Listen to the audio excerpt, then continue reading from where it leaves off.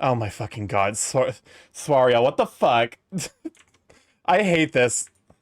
But yeah, this is actually let me go ahead and this is Kasayupa. Um it is funny because I actually have a story. I have a story regarding raccoons, not the Kevin McLeod music. I didn't even realize the song was 30 fucking minutes. You have to draw me like one of your French jokes to win the game.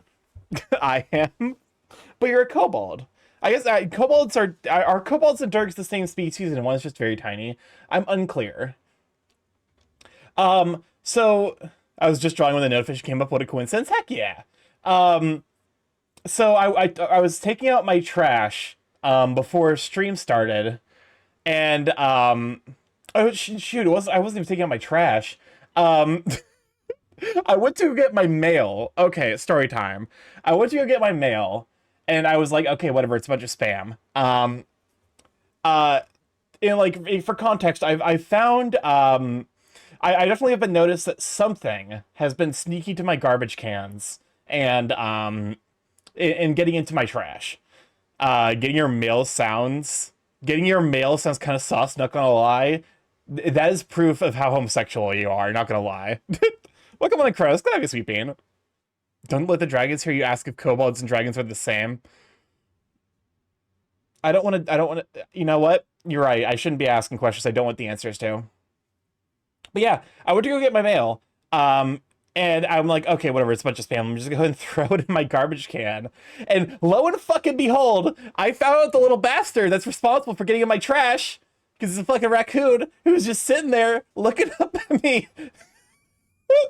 It was just like, what's up? Do you need something? I'm like, I'm trying to sleep, man. And fucking, I was just like, my initial response was, oh shit, wild animal. And then I'm like, can I sneak like, can I sneak the mail in here? I don't want to bring it in because it's just like take up garbage room space. Um, and then I'm looking at I'm looking at it. I'm like, I would feel bad disturbing it. I don't want to risk engaging with this raccoon. So I guess I can't I can't evict the raccoon. Stucky, where the Borb drones? Listen, in design hell. But yeah, no, I now have a roommate who lives in my garbage. The question is, which one of you is it? Because I know a lot of raccoon sonas. It's one of you lot. Social anxiety with an animal. Yeah, listen, it's just so cute. It was looking with me, it's looking up at me with its beady eyes, and it's like, don't do it, don't do it, Starkey. I'm just trying to sleep. I'm a little creature. And I'm like, I can't. I can't.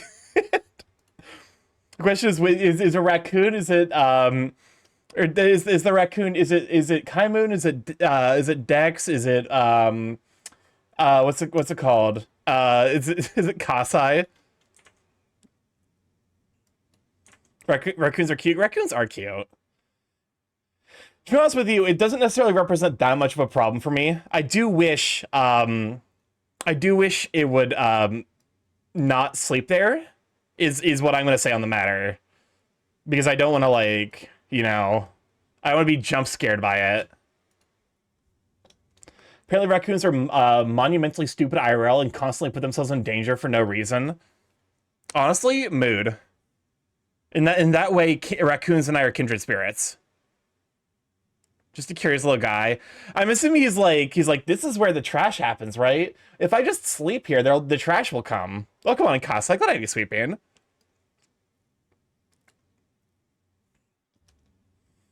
I come into being orbed. Yes. Like I said, your orbification was inevitable.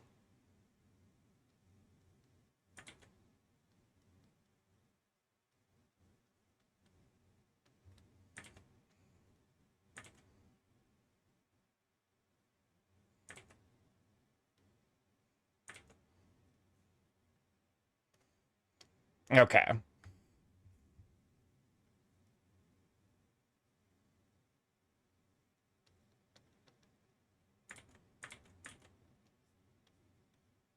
It was awful, but like I tried to drawing a raccoon today. It was awful, but kind of cute. Listen, that's literally like the process of doing art is realizing that like just because something start like if you can live through the like off the phase of like it's terrible, you can make it through. Like the only difference between people who can do art and people who can't is the willingness to push through the part that it sucks. What's that raccoon gonna do when the garbage truck comes? I mean, I take the trash out like once every 2 to 3 weeks, so he's fine for now. As long as he doesn't sit up home, in which case, we might have a problem. How the fuck do I handle a raccoon living in my garbage? This is an adult question I've never been tasked with handling.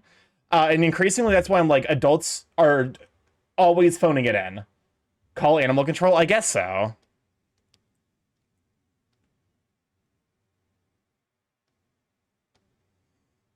You get the long tongs? You get the long tongs is a wild answer.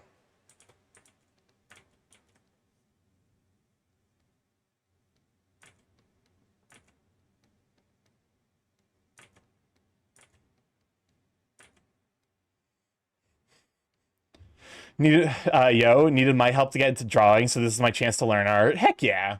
Welcome on Fatal Claim. It's glad you, Sweet Bean. The question, there's no shot that this is actually fireflies, like, correctly, right? Or you just call Popma to get it out? I don't know, man. You're just a little guy vibing. Yeah, okay, I was right. I was right. We're the rats. What's up, Chris? Remember, friends, a good way to tell the difference between Dragon Sonus and Cobalt Sonus is that Dragon Sonus are tops, while Cobalt Sonus are fucking bottoms. You're not wrong. I want to be honest.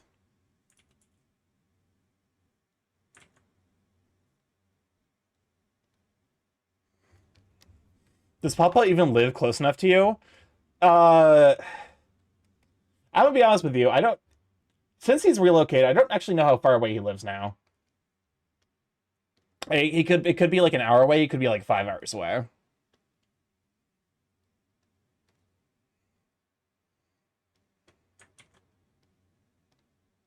I haven't been down to visit since Welcome on Sync Val. Good to have you, Sweet Bean.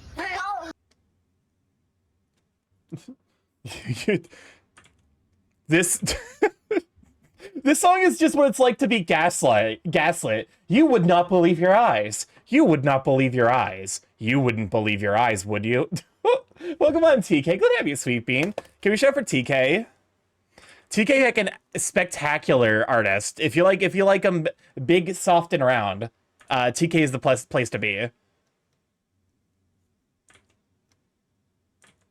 Believe your eyes.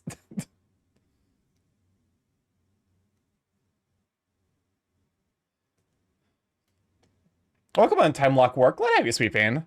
My brain always wants to read your name as Time Warlock. I'm gonna be honest with you. So if I call you Time Warlock, it's only because of my dyslexia. Wait, how's everyone doing this weekend? I guess it is officially the weekend for basically everyone outside of people who are like in the westmost time zone.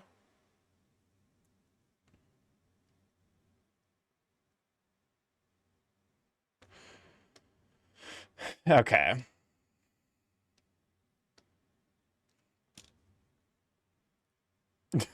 I might change my name to Polaris anyway. That's fair. I don't know what's going on with Twitch's channel redeems because it looks so weirdly placed. They keep futzing with it, and I don't like it for sure.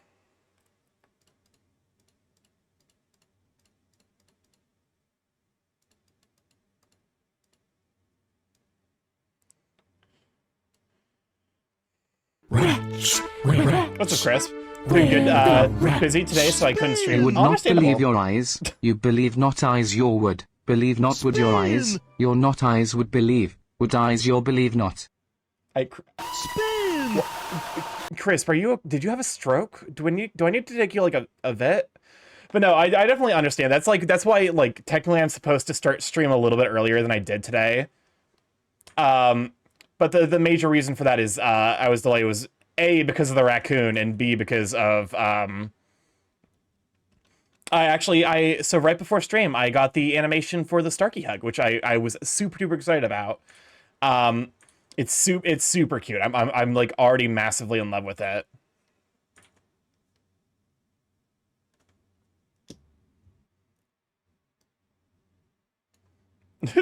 And there's just empty space. Like it's in it's like in two columns now.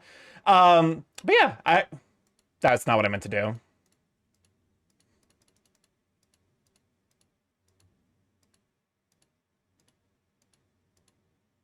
Crisp gets a stroke and his femur broken. No, that's every time the femur break happens, it's because Sawyer got his femur broken. But no, I'm doing good, all things considered. I'm trying to figure out how I want it, because I want to include the Starkey hug animation, because like here, like let me go ahead and get out the art showing thing, because I've been bad about not necessarily putting this up as much as I should. I might turn this into either the follow redeem, the new follow like alert, or Rats, rats, what's up, Chris? where the rats? What if instead of a queef being a pussy fart, farts are anal queefs? I don't like this. I hate it. One sentence, and I'm it's so bizarre. But you know, so this was the animation I got just today. This is either going to be this is either going to replace the follower or the subscription alert. I'm kind of deciding. I'm leaning towards making it the new follower alert. Starkey gives hugs. Yeah. Why isn't the person being hugged covered in goo? Because I can choose whether or not to goo people. Rats, rats, What's up, Chris? where the rats? What if penises could do a male equivalent of a queef? I hate this is maybe the worst conversation that we've ever had, which is like, that's impressive. Spin! I felt physical pain. I what? I think it's better if we just ignore them. Eventually they'll get bored and stop.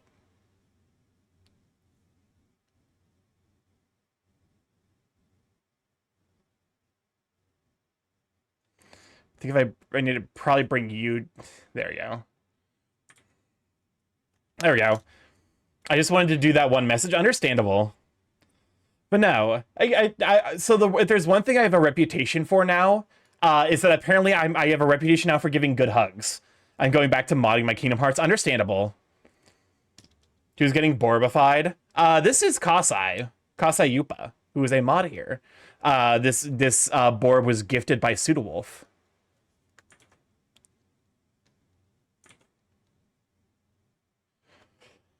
My imagination forced me to experience that in my mindscape, and I will have to live with that now. Okay, understood. Don't inflict it on the rest of us.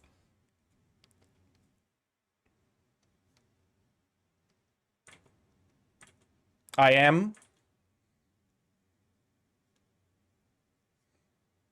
You are what? You're inflicting it on the rest of us?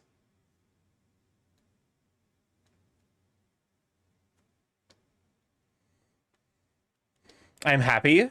Heck yeah. I might need to make this snoot slightly whiter. Or I might bring it in a little bit. Kasai, which variation of the snoot do you like more? Do you like a long snoot, or do you like a shorter snoot?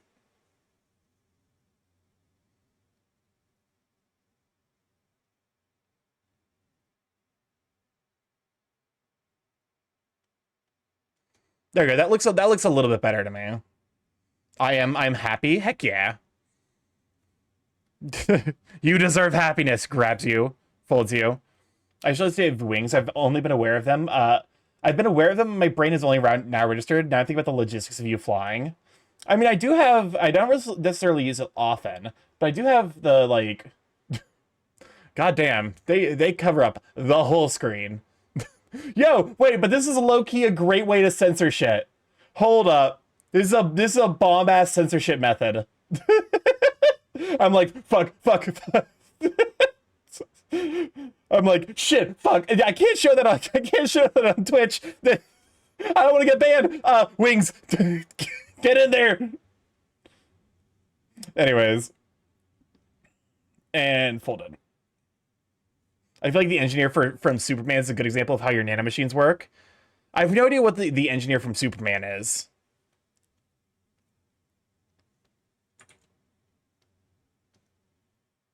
Wings go flippity flappity. Welcome up. Thank you for the 3 stream streak, Cornflake Girl. Also, I don't think I said hi to you. Welcome on in. Glad to have you, sweet bean.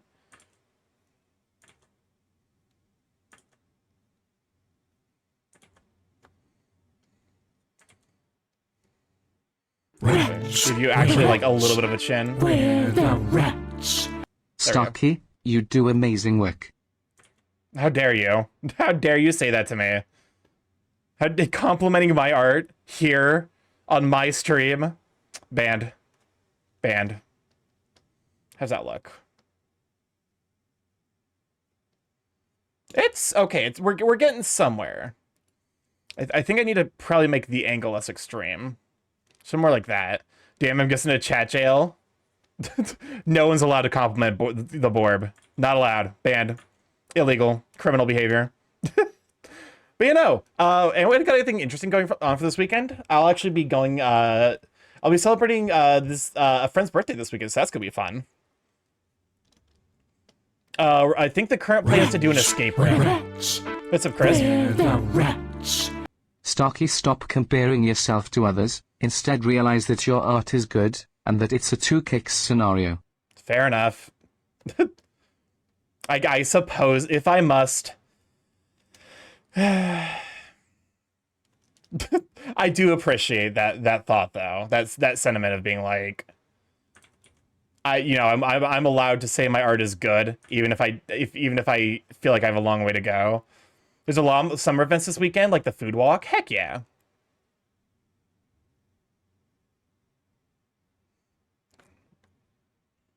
Rats. Where rats? Where the What's up, Chris? rats? Everyone, remember to eat, drink, and take your medicine. Yep. Food can walk.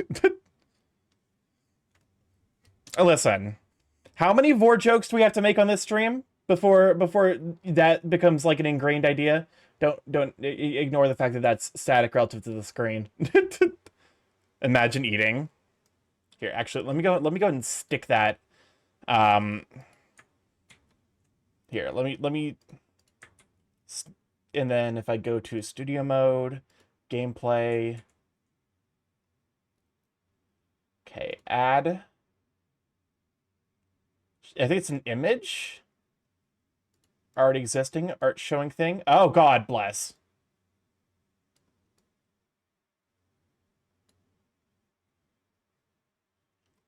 And then, yes. Perfect. And now I should be able to... Never mind. I'm a fool.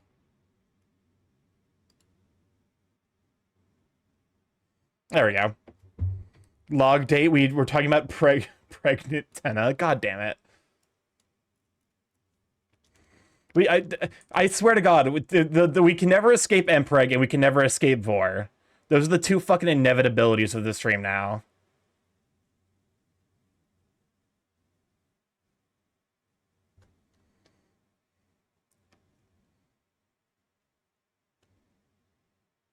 Oh, good. It's just a bad time to be. Yeah. That one, funnily enough, does not scan well nowadays. Like, it doesn't necessarily scan super easily. Like, when 2020, it's more accurate nowadays for sure.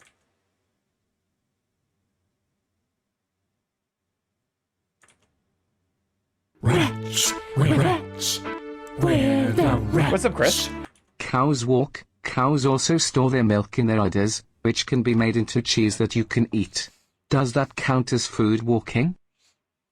As I was saying, how many Vor jokes have we made on this stream, and you still don't think that food walks? Why am I saying, oh, I've been here long enough? Yeah. Yeah.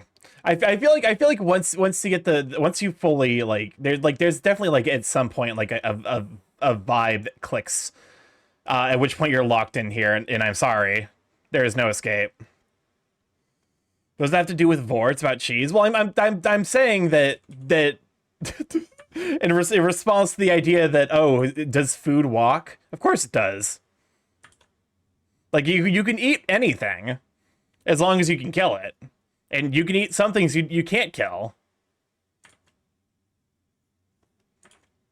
Oh, you're stuck with me now? Understandable. And Steven, thank you for the tier subscription for 29 heckin' months. Enjoy the agri and the emotes, sweet bean. Hi Starkey and friends, happy Twitch sub anniversary.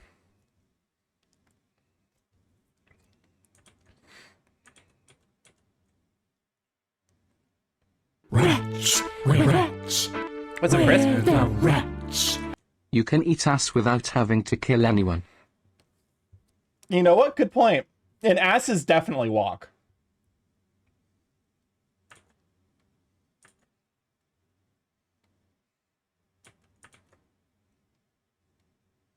I don't know if you know this, but asses do be walking. All right. I actually feel like this sketch is going very. I think it helps that Kasai is a very simple design.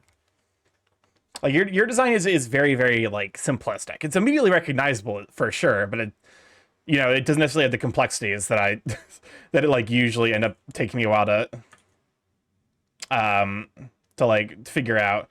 Have you accepted of being a big bird, Starkey?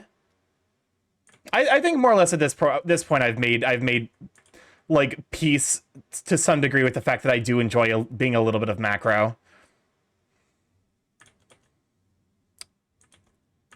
It's the idea of being big is fun.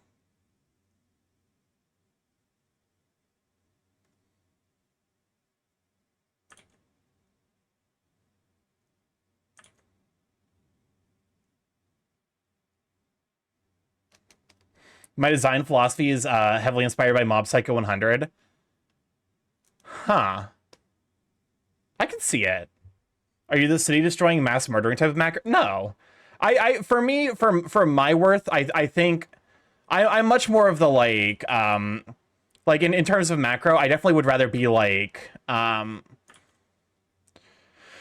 guess the idea is like mini macro. It's like definitely big, but like not like, you know, not like bigger than a skyscraper. Like definitely like maybe like a 2 or 3 stories, so like 20 feet, 30 feet. That'd be fun.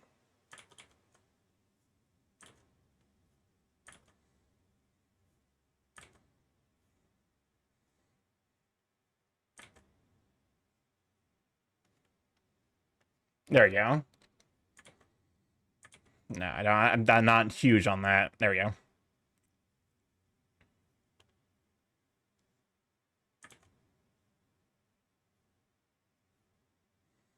What do raccoon tails look like? Hold up a moment. I'm looking real quick.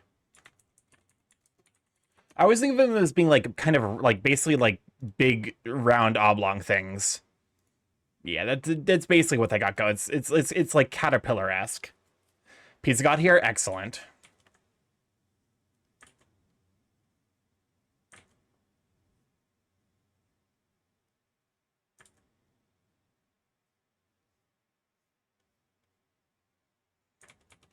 Oh, no, I think that's too much tail.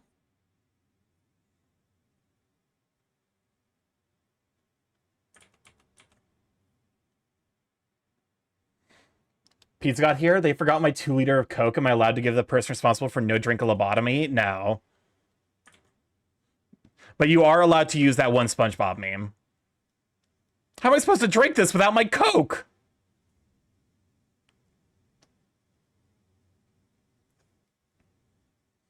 Okay, you actually have very specific ear structure. Actually, I just realized it's probably like...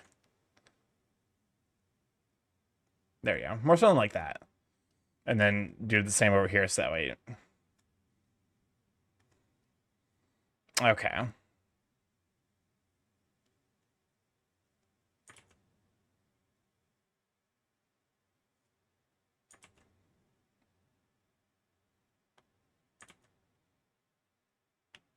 There you go. My main concern was, is my Sona distinct enough? That's fair. That is a very fair and probably like a good design principle to go by.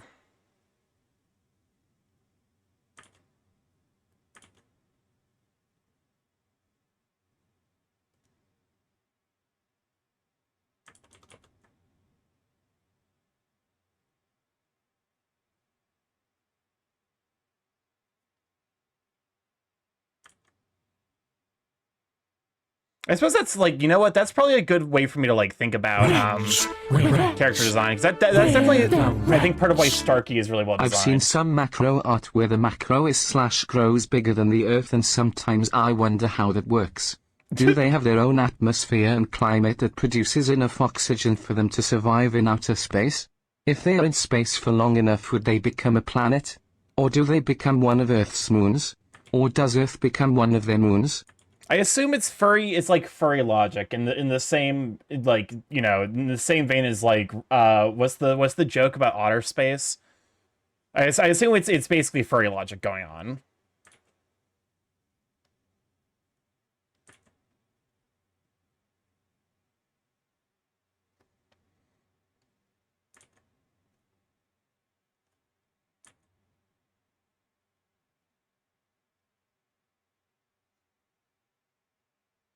I feel like fear Starkey hugs as I imagine suplex would happen. I don't want a Starkey suplex. I don't want Starkey to suplex me.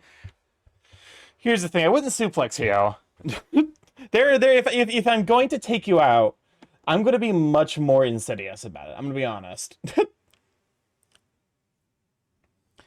Starkey, when will be when will there be a community art day?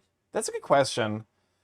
I think the big thing is like these, because like I've seen I've seen like James do like the Magnum, what that's not what they're, magma, not Magnum, magma.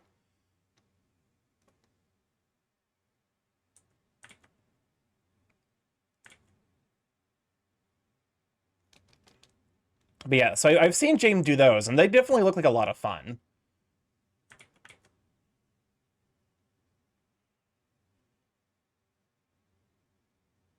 So like that I definitely want to do something like that. I just don't necessarily know when would be a good time. I definitely feel like I'm you know, I'm getting somewhere in my art where like I do feel more comfortable doing maybe, did Red do one the other day? I don't know if Red did one recently. I definitely know James does them it's like semi-frequently. I think usually during the weekends.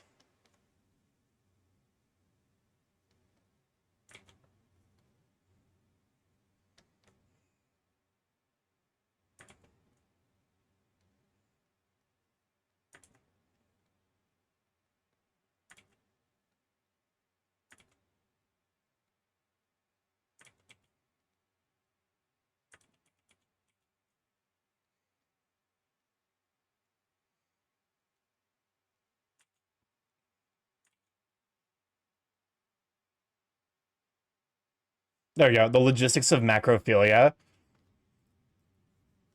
Also, wouldn't they get crushed into a meatball under gravity? Yeah, that's the thing. It's one of those things where it's like, I think macro is like strongly in the like fantasy king territory where you can't consider the like physical logistics of it, because if you did, you would very quickly realize how objectively impossible it is. Rats. What's up, Chris? Where Look at my the gigs. Look at that rats? Thank you for the hydrate. Is it just me, or does fireflies and me chords and ends give off the same vibes? Oh, thank you for the save. Oh shit, I almost finished the sketch and I still haven't saved once. Oh god, I need to be better about that. Okay. New folder. This is for Kasayupa.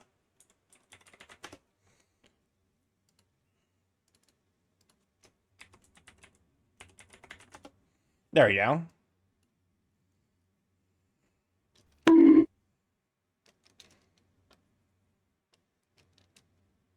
Welcome on in though. Glad to have you. How you?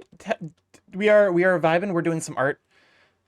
This is honestly like I'm glad that it's like I'm getting faster and faster at these orbs.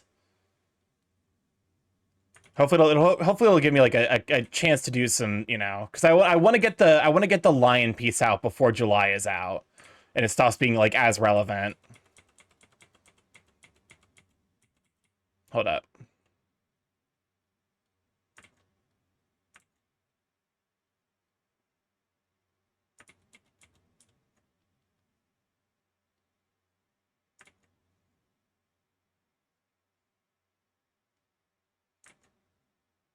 Rats. Rats. Where the rats? What's up, Chris? Stocky's brain is stored in his ass and pecs and thighs. I mean, like, yes, that Everywhere is. really is. Each nano machine has a bit of computing power. Yeah, it's distributed processing. Y'all ever consider the logistics of TF might include cancer? Good question. Doesn't your program have autosave? Remember Microsoft Word having a setting that saves after a certain period of... it probably does. I don't know how to turn it on. I know maybe like 5% of what this program can actually do. Odds and Ends is just about being human and making mistakes. Surprisingly inspirational. I mean, here's like I feel like no piece, like nothing artistically successful happens unless it is in some way like relatable to people. People don't necessarily like support things that they can't relate to. All right, I very quickly, I think you're now the fluffiest character I've ever drawn. What program is this, Krita? This is Clip Studio Paint.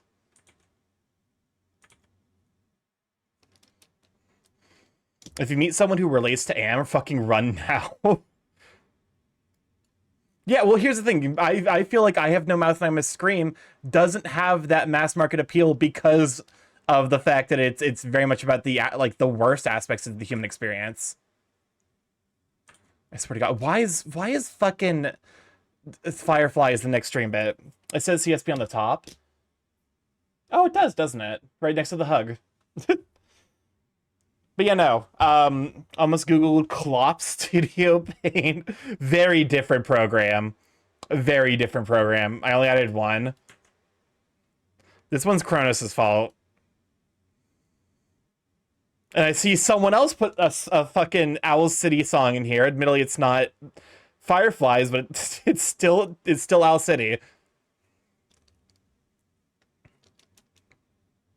Okay, so if I remove this, so that way.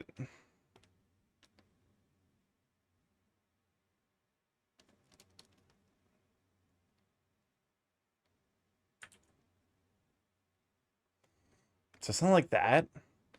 I feel like the flute sounds very MIDI. It's almost painful.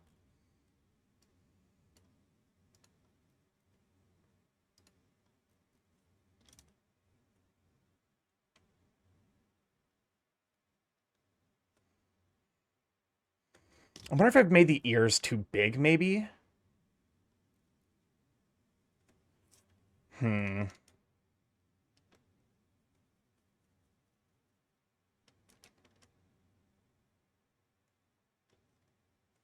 Pokemon and Surge Floof. Oh, thank you for the follow. Welcome to Live Chat. Glad to have you, Sweet Bean. Don't mind the hover pie. It's hovering menacingly. It begun. Oh, there we go. Excellent. I shook it off. Welcome on in, though. Glad to have you. Do you have something against Owl City? If so, I'm going to put some of you into the jar. I don't have anything in particular against Owl City. My big thing is just like it is intrinsically a meme because of how, you know, the fact that it got really popular. And it's like in the same way that like everything from Imagine Dragons is now a meme. What can I say? I'm a sucker for the burbs. To be fair, I am 100% here to spread bird propaganda. We need more birds in the fandom. So like, I'm happy to bring more bird energy to the function.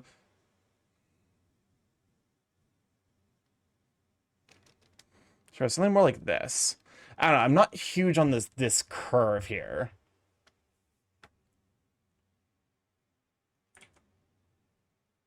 It might be maybe that's just too extreme. Like I'm exaggerating it too much.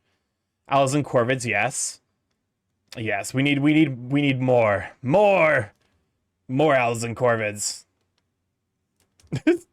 I definitely know I know a decent number of corvid sonas and a decent number of owl sonas. So like that's, you know, if you meet one bird sona, a lot of bird sonas end up like knowing each other because birds.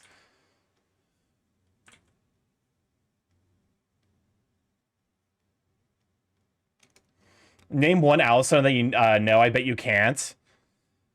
To be fair, I actually don't know many pure owl sonas. Owl is usually added as like owl is usually like a modifier. I don't know. As birds, we are a bit like an elite. We should keep that way. I mean, listen, I'm 100% one to welcome people to the bird collective. Welcome on, Rev. Good to have you, Sweet Bean. Can we shout for Rev? Oh, that's adorable. Is that I'm an owl? I did not realize that.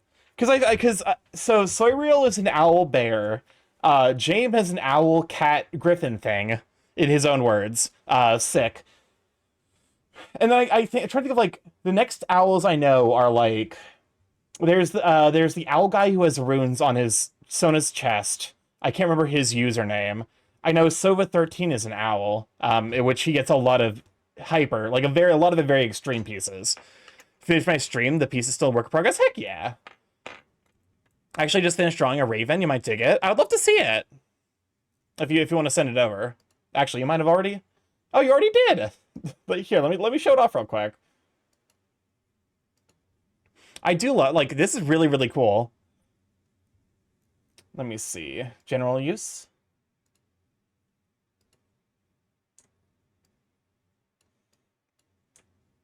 To be fair, there's definitely some downsides to being a bird. Mostly the lack of paw beans. Yeah, that's one heckin' bird. You did a great job. Yeah, it's a cool corvid. It's a really, really fun design. Imagine not having paw beans. Well, that's because I'm not a... let me just go and bring in some bird classism. Just hit you with like the... Not my design, but I did pick the colors. Heck yeah. I think it came out really, really cool.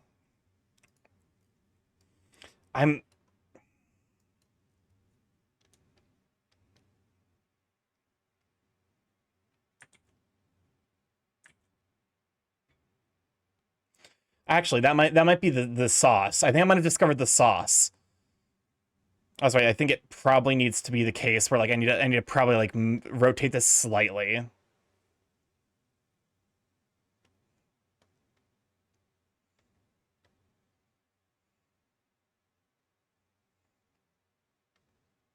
There we go.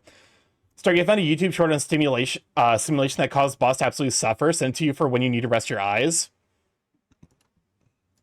Well, since I already took it, yeah, oh, that's immediately concerning. Well, come on, Raz. Good to have a Sweet Bean. Oh wait, no, you've been here. I'm dumb. I'm dumb sometimes. Oof. Some work time still gotta for sure. Thank you for singing out, you Sweet Bean. Go take care of yourself. Hopefully work goes smoothly tonight. Okay, here. Let me. Man, look at this human.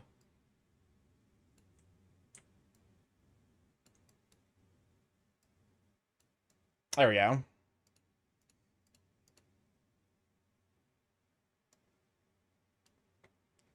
What?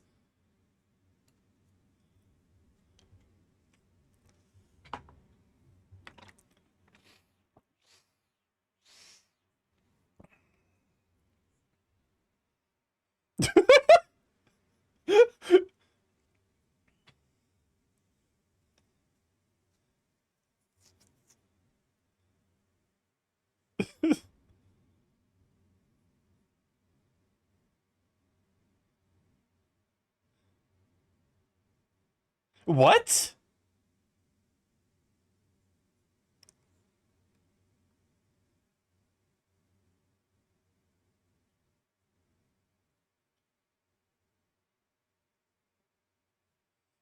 Hold up. I'm begging you, please give me something to do. Anything I can search the web for cat videos, write a script. Jesus Christ, how horrifying. I mean, to be fair, that makes sense. And also is probably indicative of the general human response if they were forced to run a business for, you know, an extended period of time that they aren't passionate about. Okay.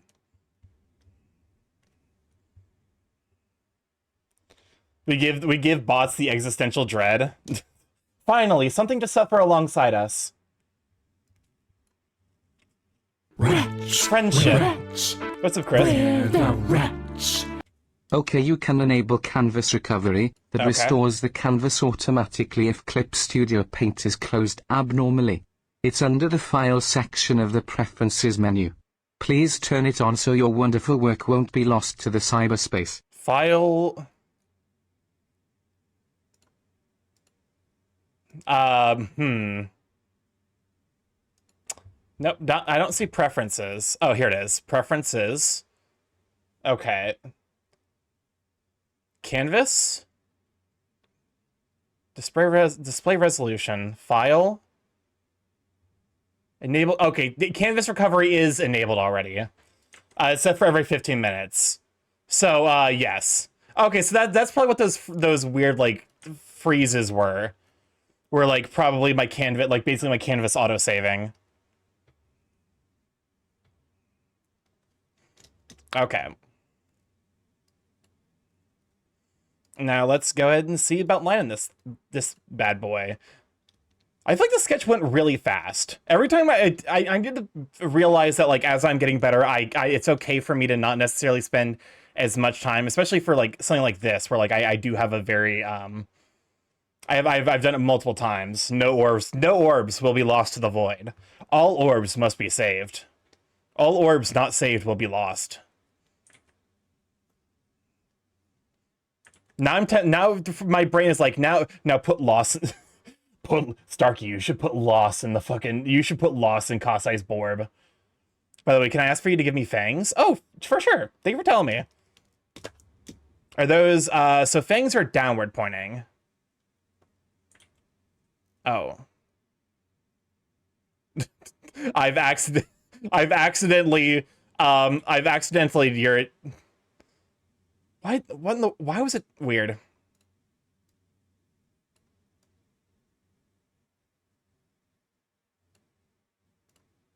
There we go. So fangs. Fangs are relatively easy. Do you want just like tiny fangs or son of a bitch? Like how big of fangs we talking? Like little baby fangs?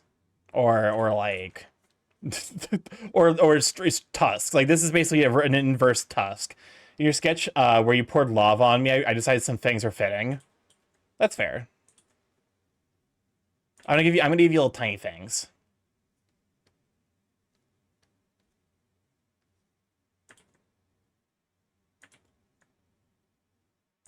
I guess to be fair, this thing will be hidden on the other side, so we're just seeing this one.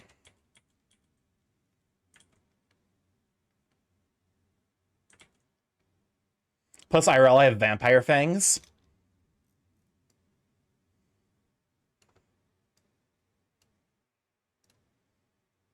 I think I've accidentally ended up giving you a very mischievous look, which I think is very fitting.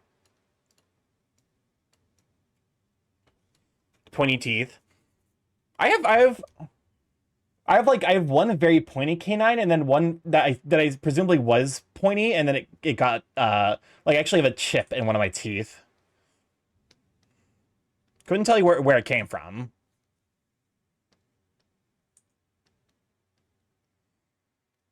What would be your spin sound effect? You don't necessarily have to add one, but if you do, it means that like it's more noticeable. Like if it is your spin.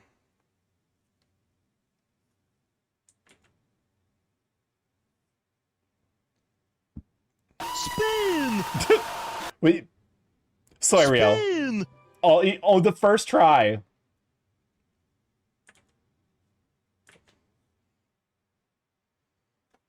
I'll admit I'm a little horrified by the fact that you broke your own femurs first try.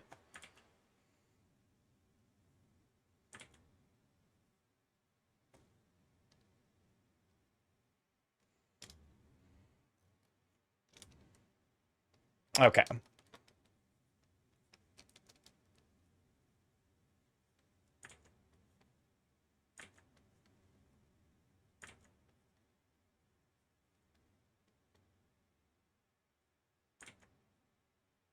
There you go. Just the first note of Megalovania, you don't need more than one note. That's fair.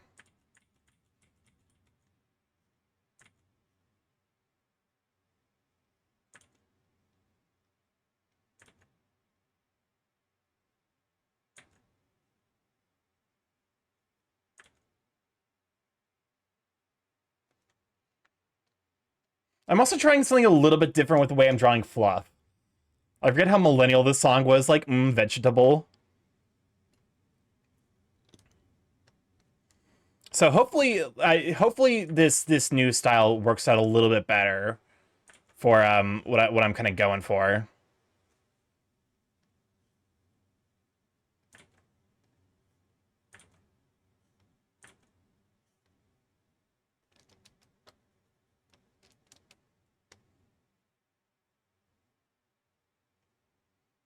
Okay.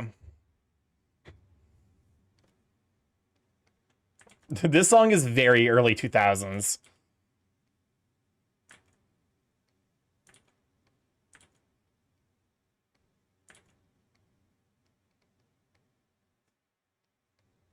Welcome on, Ruffles Von Bourbon. Glad to have you, Sweet Bean. All right.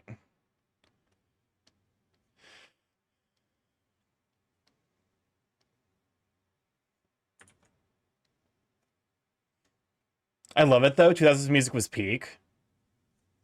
I definitely miss some aspects of it for sure. Mostly the boy band aspect.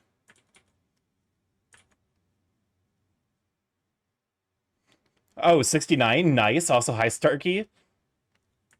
Nice. Congrats on your nice check-in.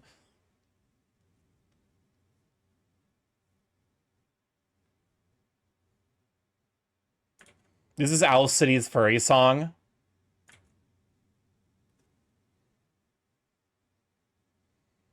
It's you're not necessarily incorrect that it does give immense furry energy.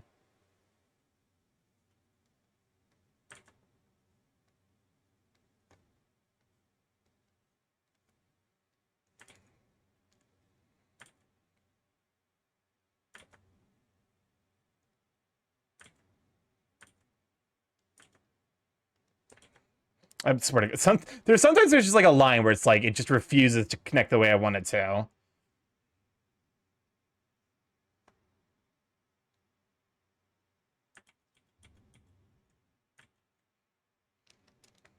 Also because wolves. That's fair. I do wonder like what it is about wolves that make them the most common, like wolves and foxes that make them the most common species, and then like to have a Sona based on. Like dog makes sense. I guess with wolf it's like it's like dog but like with a little bit of spice. Werewolves probably. Okay, that makes sense. That makes sense. But then why foxes? I'd actually like love to run like a poll to be like, hey, why did you choose you know, fox or wolf to be your Sona species?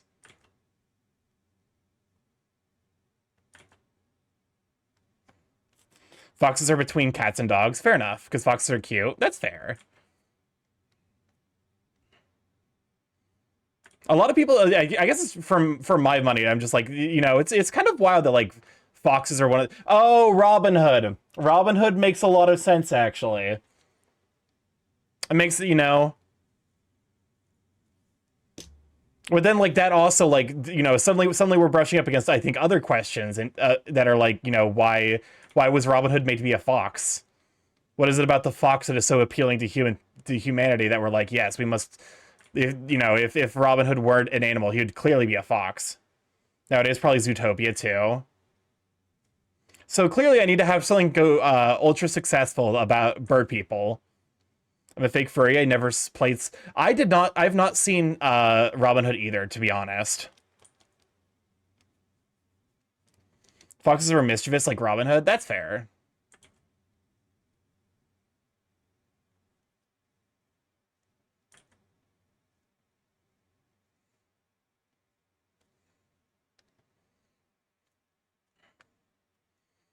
I'm having trouble figuring out my own lining here.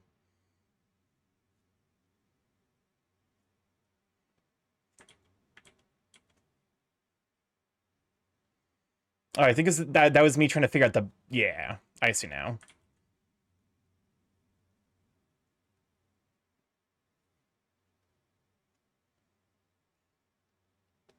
I need to stop zooming in that much. That's definitely a bad habit. Fandom from the perspective of the sociology, anthropology is fascinating to me. Oh, for sure. It's like I saw like an article posted where it's like the psychology of the furry fandom, and I'm like, oh, of course. You know, who would have guessed that having a community full of people that you have a shared interest with, and thus having a support structure and friends is really good for people's well-being. I'm just like, because I think the difference between like the only really difference between the furry community and like, you know, non-furries is that I feel like non-furries end up being like a little bit more anxious about engaging. Like I have a furry friend who, or a non-furry friend who is like, hey, can you drag me to some of your furry events? That way I can interact with other people. And I'm like, sure. In fact, I need to still do that. It's like I feel bad because like it has been on the list of activities and it's just continuously slipped by. Tell me this song does not give Firefly vibes. Also, we're about to run our first set of 3-minute ads. We run this every hour to turn off pre-rolls. People don't have to deal with ads as soon as they join the stream.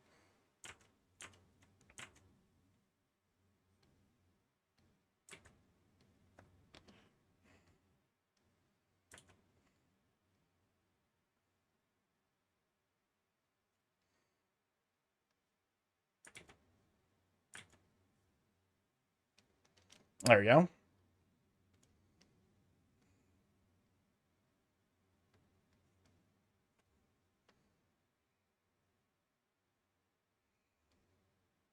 I'm a fucking idiot. I've been lining on the long I was lining on the wrong layer this entire time. Ah, son of a bitch.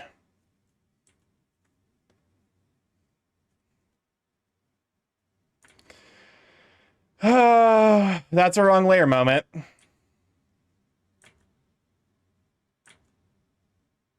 What's the wrong layer emote again? I believe it's just called wrong layer.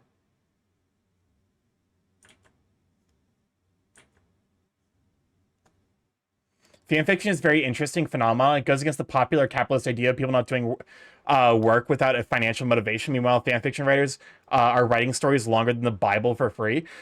Here's the thing. At this point, it's pretty clear that capitalism is based on a fundamental misunderstanding of human nature. Because humans are very willing to do shit without financial like incentive as long as their like basic needs are being met. Because like I think everyone wants to have like leave behind some kind of legacy. Check the ends if you want to take emotional damage, Starkey. Oh god, why am I doing this? Stunt food?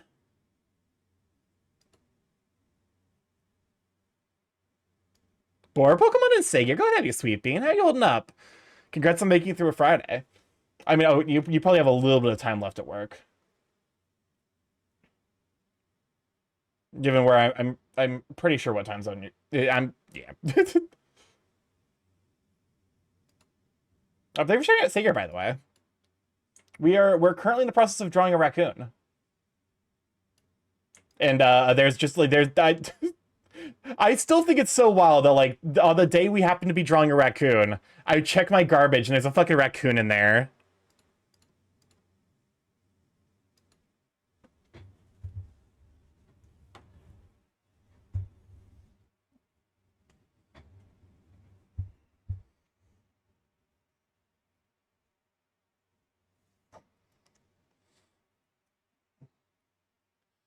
It's too many slices.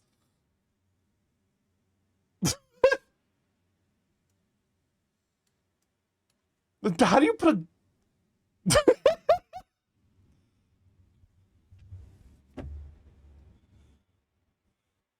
My DNA is wild.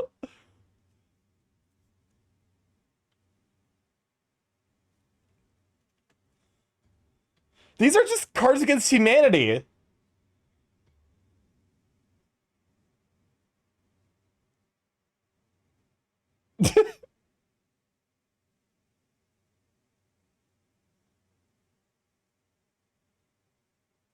Yeah, that's I also caught the my DNA is a fucking wild thing to add to it anything.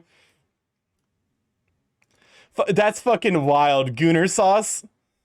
The question is it sauce that makes you goon or is it sauce made by gooners?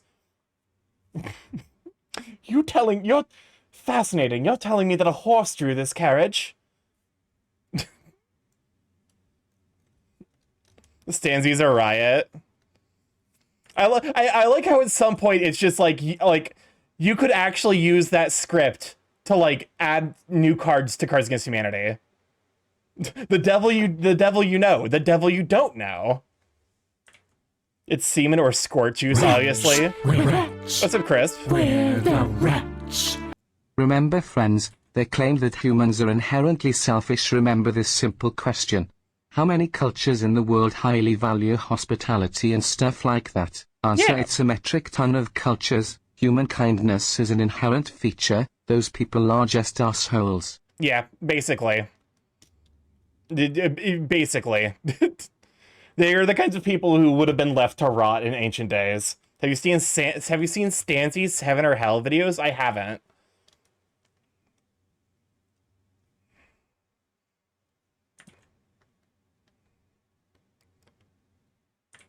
All right.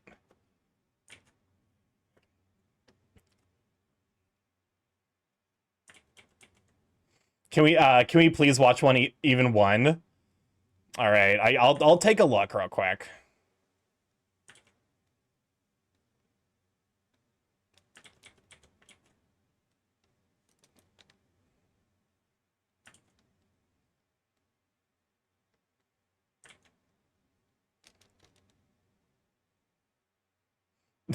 A Dubai chocolate Labubu.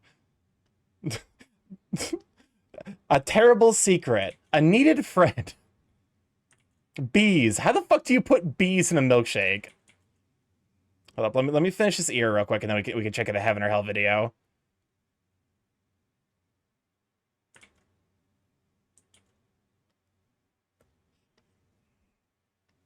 Rats. Where rats? What's up, Chris? Where the rats? Have you tried the Dubai chocolate chamoy pickle Labubu Lululemon crumble cookie from the TikTok shop? No. I'm convinced half of those aren't even words. What the fuck is even Lululemon?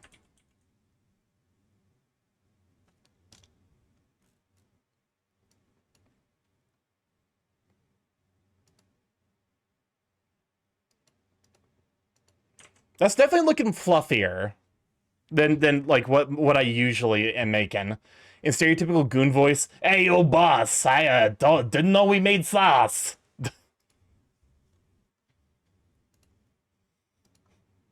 Hey, boss, this sauce is kind of, it's kind of bitter and salty. Where are we making it from? Also, the goon cave needs a cleaning out. It's starting to smell like Polly the Sphere in there. Okay, so it's Heaven or Hell. Every Heaven or Hell video since 2020. Rats. Where rats? Where What's up, Chris? the rats? If you put a bee in the fridge, it will get tired and fall asleep. Then you can safely put the bee in your mouth and it will slowly wake up. Now you successfully have a live bee inside your But mouth. why would I want that? I don't want a live bee in my mouth. Okay, let me just look it up on fucking YouTube. Stanzy Heaven and Hell.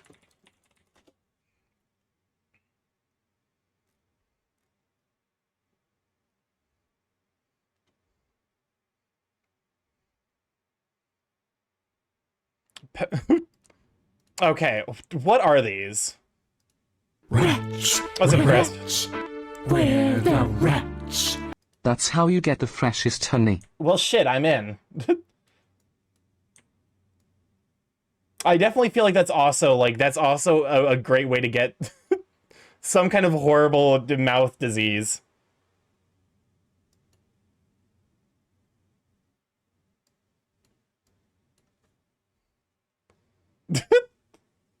That's what I love the fucking glue bottle. She's like, what's a vaguely phone size that I can use?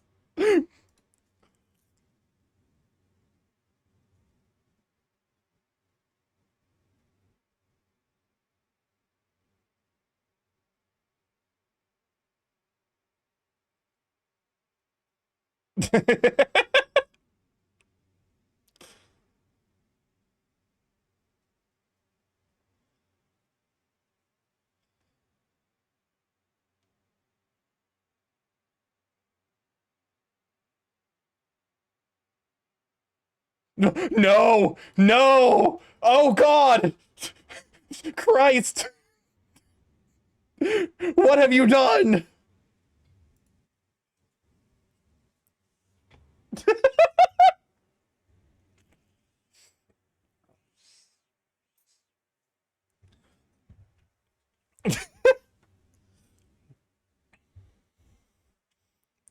The fuck is this? This is apparently called Heaven and Hell. It's a all I know is that is awful. Perpetually trapped in post-nut clarity for eternity.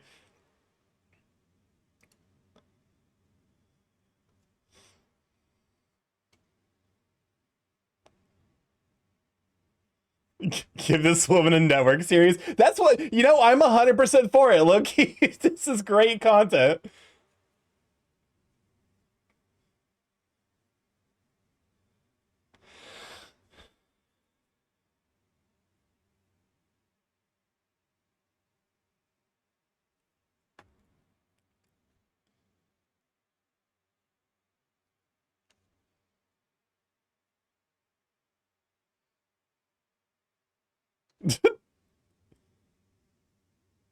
It's called what? She has a podcast. It's called What in the Fresh Hell Is This?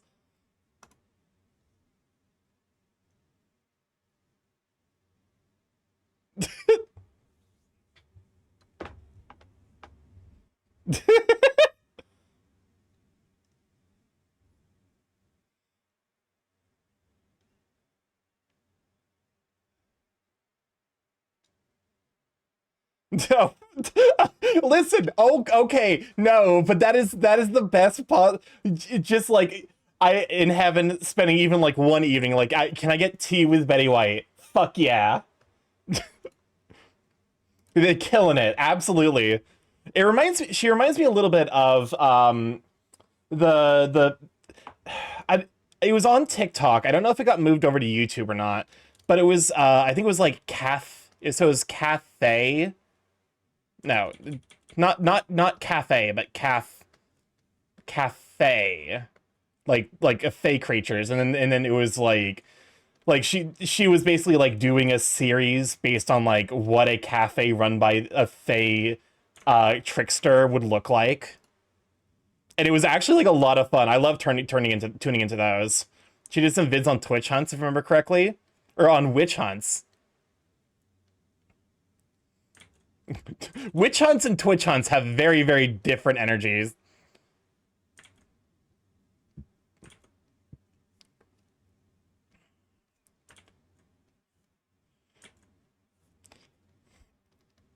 But no, like that is actually like she seems very, very fun. I'm gonna be honest with you, permanent post-nut clarity actually seems like a really good solution for limbo.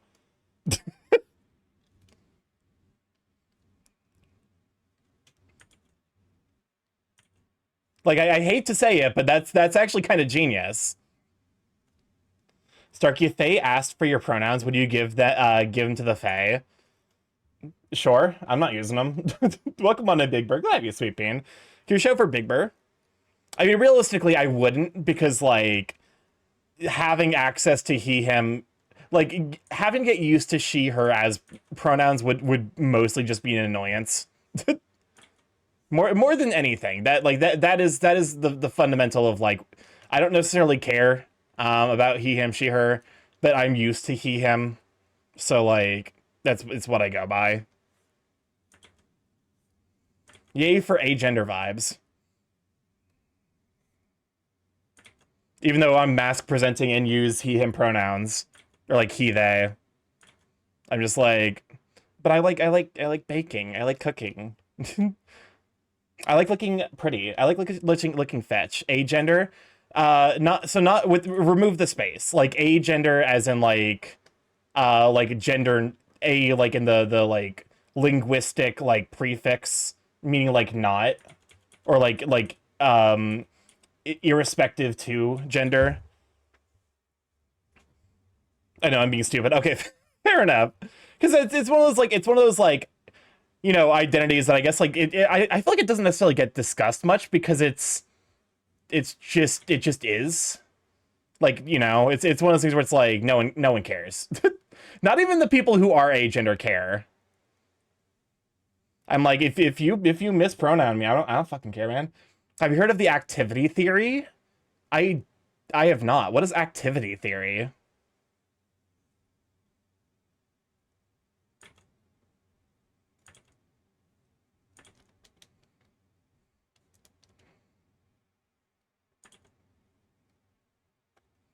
For some reason, gray gender is labeled as trans.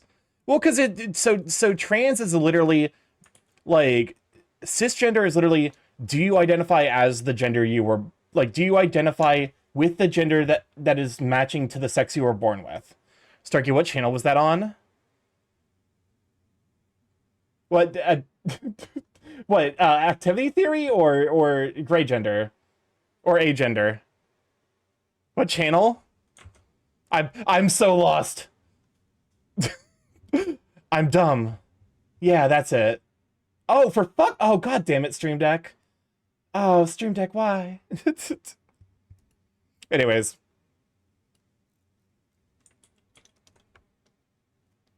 The heaven hell thing? Oh, shit. It is Stanzi. Stanzi. Here, let me actually like just go ahead and link it to her. Because she apparently, she's done enough of these where there's fucking 45 minutes of them. That's like she's done like a full compilation of all of her heaven and hell sketches, and it's 45 minutes, which is genuinely impressive. Think of the pets. Ow, baba. Ow, baba, baba. Ow, baba. Also, now that I'm not playing a video game, I actually talk about it. K-pop Demon Hunters is really fucking good. Under that definition, can intersex people even be cis?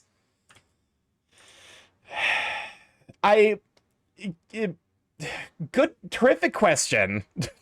I'm not sure. Intersex, I believe is like that's one that I genuinely like. That's the identity I think I know the least about, which is because people who identify, you know, people who have that going on generally keep that fact to themselves. Like I don't blame them.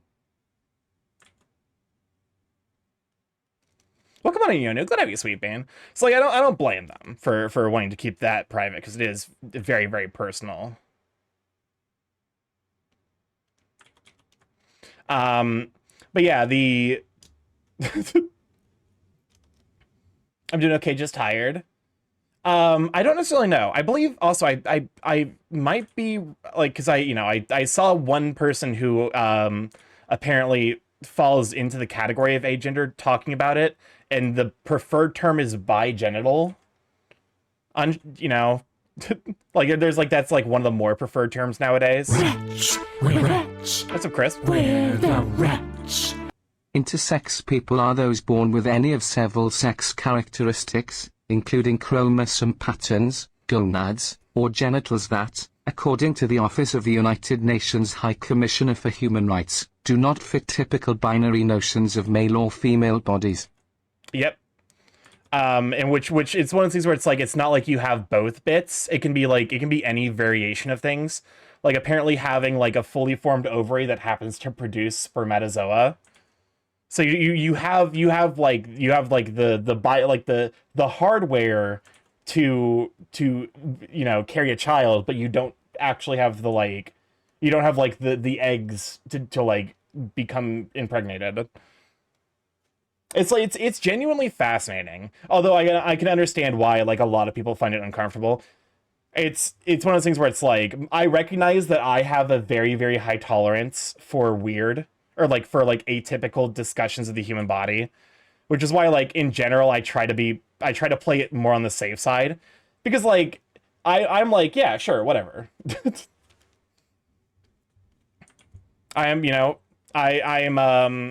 I recognize that like because I have like I'm like more comfortable discussing the human body that I need to be mindful of the fact that for some people it can be like really uncomfortable and gross. So I in general try to play it a little bit safer. I see you're enjoying the Doritos. I'm learning how to draw beans. Hopefully Bill Wilder would be proud. as the premier bean taster. Trans implies some discomfort between your gender and initial biology. I'm comfortable with that in a way that's like cis plus or something.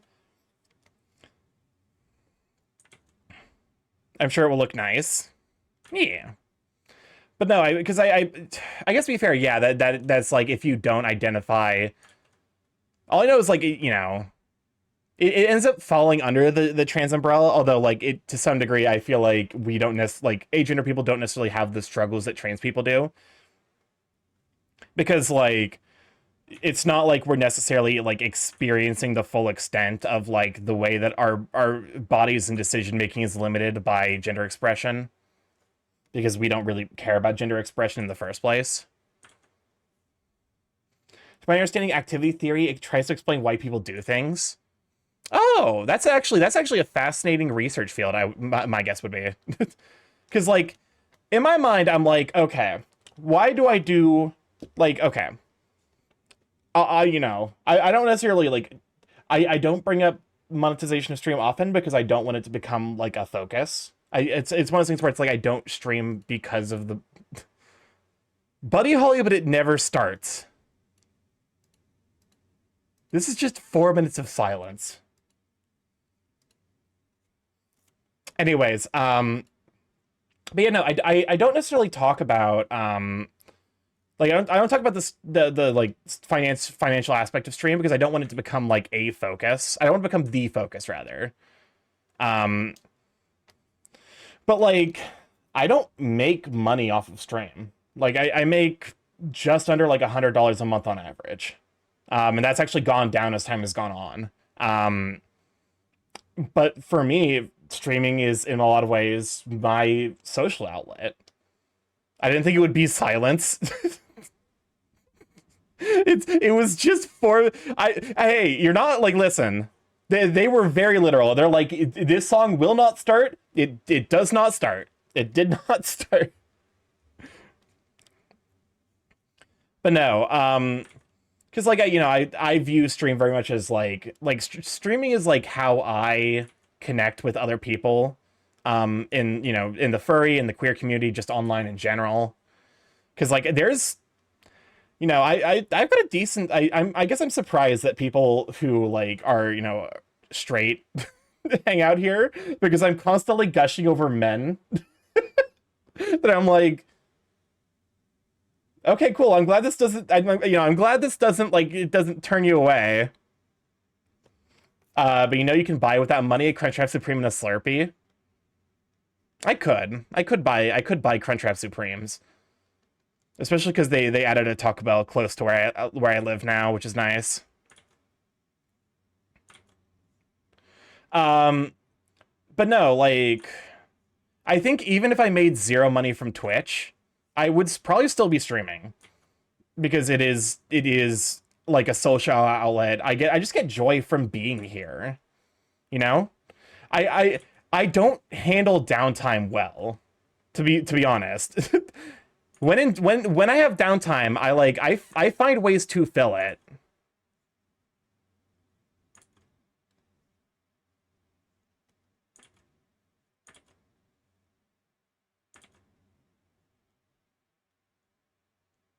So like, you know, if for whatever reason I just like, you know, it's like Twitch is like, you know what, screw you, or like if they're like, yeah, you can turn off ads, but like we're taking all of your, you know, like no one has any ads anymore, but also I don't get money from the subs, I'd be like, hell yeah, I'd take that deal.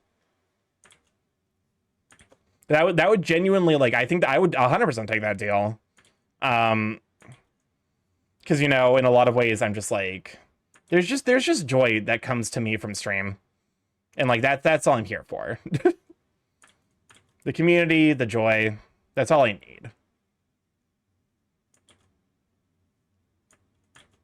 Oh hell yeah.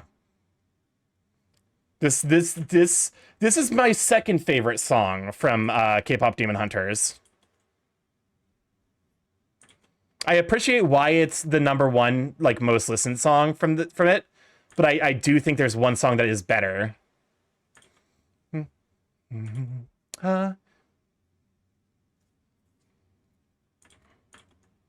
No, to believe I was the queen I was meant to be.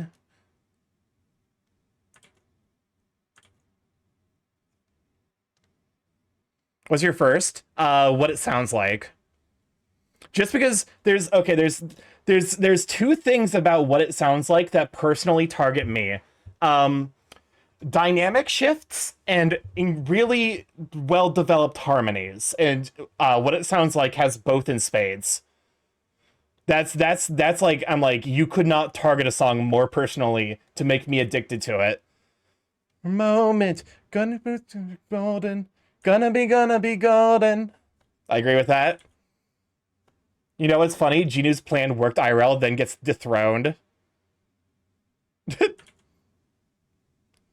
To be fair, I think the two songs, Soda Pop and Your Idol, actually end up being my two least favorite. Also, if there's one thing I'm really glad is hearing EJ's story about how she was prevented from joining a K-pop group because she was too old, only to go on to make the most successful K-pop, the most successful K-pop fucking like single out there. Soda Pop's from K-pop Demon Hunters. Is that a spoiler? No. It isn't.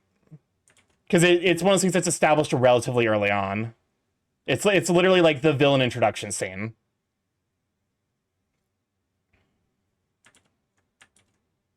This is... Then, oh, don't hide it now. I'm shining like I'm born to be. I'm fucking astounded by like the vocal range here, because it's also so clear EJ is not pushing herself vocally. She clearly has a range, like she is holding back. I would put more songs from it. Do it, low key.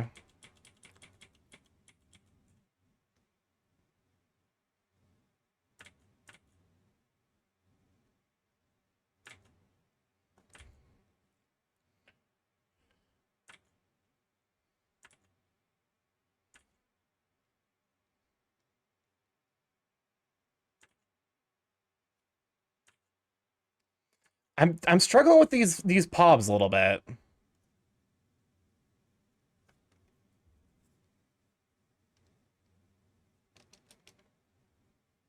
I do love the harmonies at the beginning of this. And I was resisting the aura, but it's genuinely super cute. I'm glad you like it.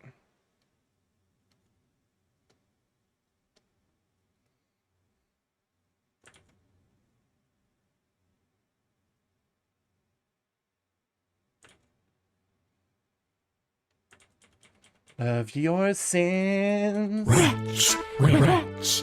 What's up, Chris? Where the rats? Activity theory is more of a descriptive meta-theory or framework than a predictive theory. It considers an entire work/activity system, including teams, organizations, etc., beyond just one actor or user. It accounts for environment, history of the person, culture, role of the artifact, motivations, and complexity of real-life activity. Okay. One of the strengths of it is that it bridges the gap between the individual subject and the social reality. It studies both through the mediating activity.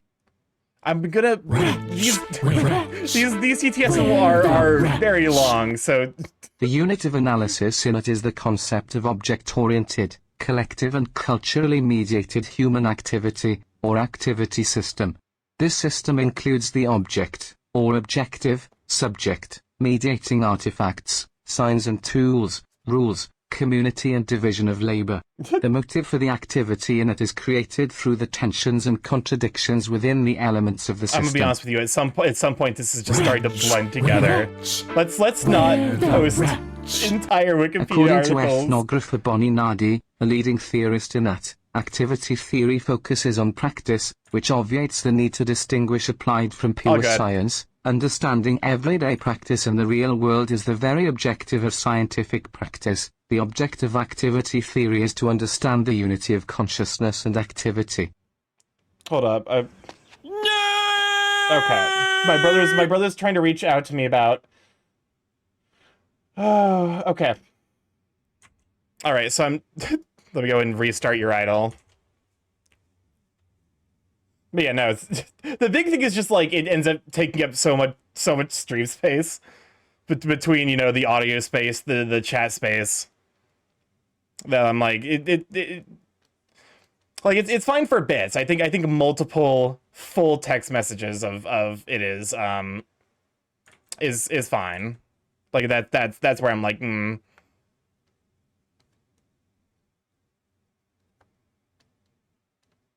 This is definitely like this is like the theme song of like every parasocial encounter.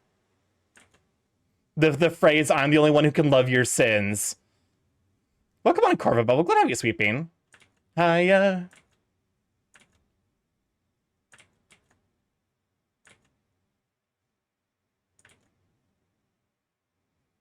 Hope stream is going well. It's going all right. Can we shout for Corvid Bubble?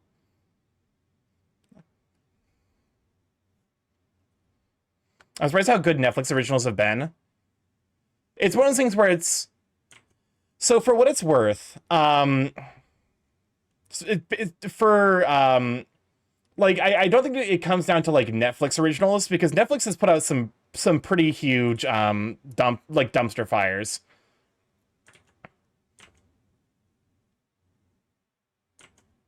Like BNA, K-pop Demon Hunters. Don't get me wrong, those are like truly amazing. But I do think that there's something to be said about the fact that like that there is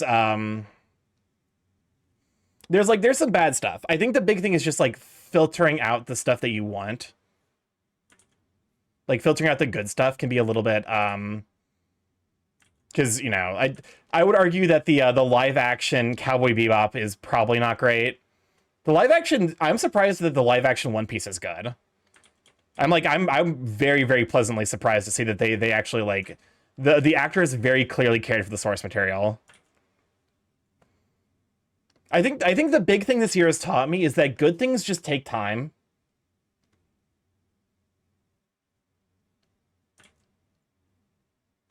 Like good things just end up taking time to make. Like, because it's Clair Obscure, Blueprints, both took like 8 years in development, and K-pop Demon Hunters was also being made over the course of 8 years. Also, I feel like with the success and the fact that the writers were not able to fit everything they wanted to into just the one movie, we're 100% getting a sequel. Where like I feel like there's no world where we don't get a sequel between the how successful it was and the fact that the fact that like there's very clear plot points for them to use for a sequel.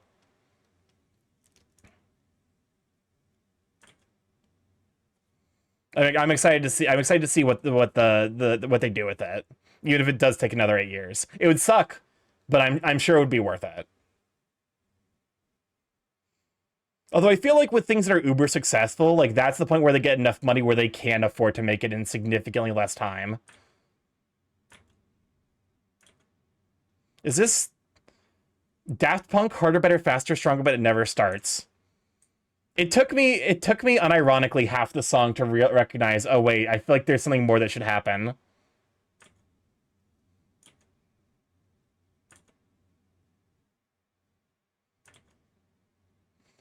To be fair, I having listened to some number of you know, the songs from these people, it sounds like elevator music. This is definitely like this isn't a video game. It's like your character just entered an elevator and now they're like waiting to get to the top so they can fight the final boss. I'm still angry that Q-Force is getting a second season. I am too, but I also understand why. Because here's the thing. Q-Force, the season 1 advertisement is very homophobic, but it's the kind of homophobia that can only come from people who are so deeply nestled in gay culture that they can make it's very clear that they are joking about it in the show itself. Like the fucking the moment where I'm like, oh wait, shit, this show is actually good is episode 1 where the lesbian she is a lesbian car mechanic who also does the gadgets. It introduces her car as having the nickname Subaru McClanahan, and I'm like, okay, that show could only be written by someone who knows gay culture in and out. So gay that you become homophobic, exactly. When the track is set up to kick off the moment you start the level, but you put down the controller. This sure is.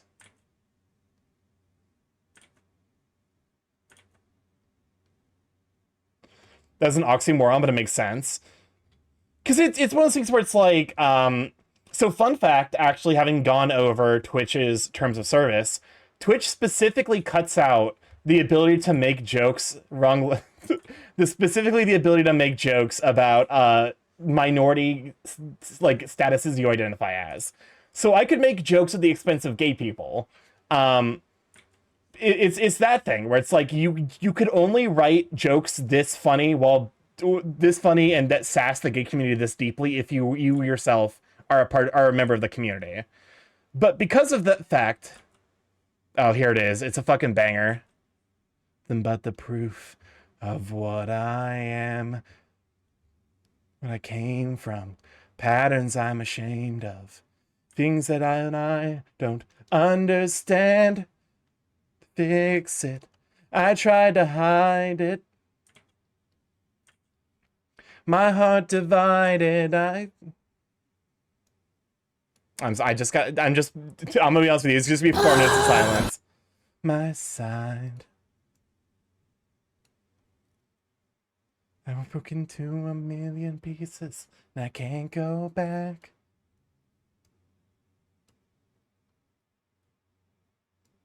Part of me, darkness and harmony. My voice without the lies. This is what it sounds like. There's deep inside my head. I was pretty sure that Twink wasn't just a flat one-dimensional Regina George copy. He actually cared about his teammates, which was crucial in many situations. This is what it sounds like.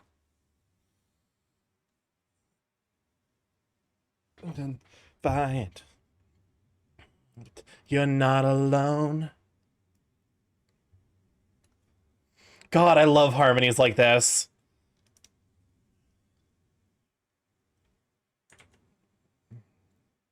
I'm such a hoe for harmonies like this. We're still survivors, we're dreamers, we're fighters.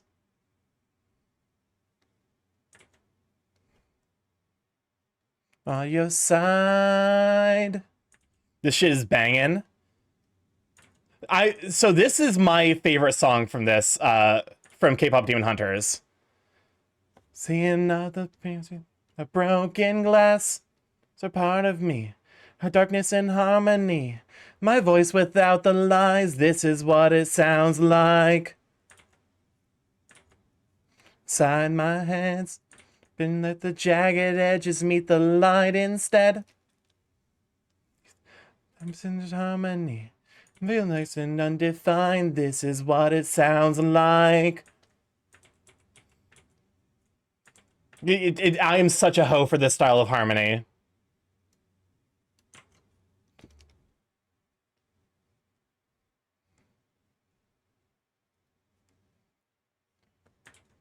Oh.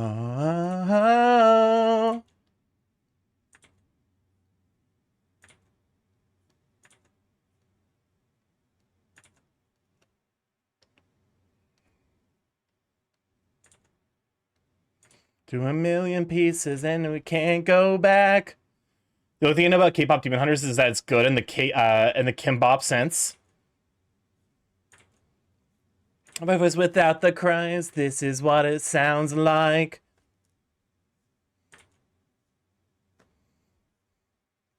I think the cool thing is you can also like, I guess I can't talk too much about what makes this song cool because I don't want to spoil it for people who haven't seen it. There's so much harmonically going on here that like is built up throughout the entire like movie. That like pointing out all of it is in and of itself a spoiler. It's good in the Kimbop scene. What's the Kimbop scene? What is Kimbop again? Is that like the? Is that the one where where she has the fucking basically the giant tube of nori, and she's the expression. So one thing that the fucking expression game absolutely gets wrong, the one where she sniffs the kimbap like a cigar. Yes, the expression game of that is on fucking point.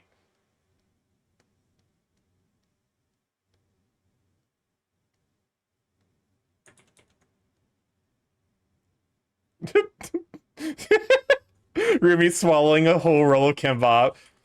It's so fucking like the expression game. Like the animators clearly had such a ton of fun making that movie.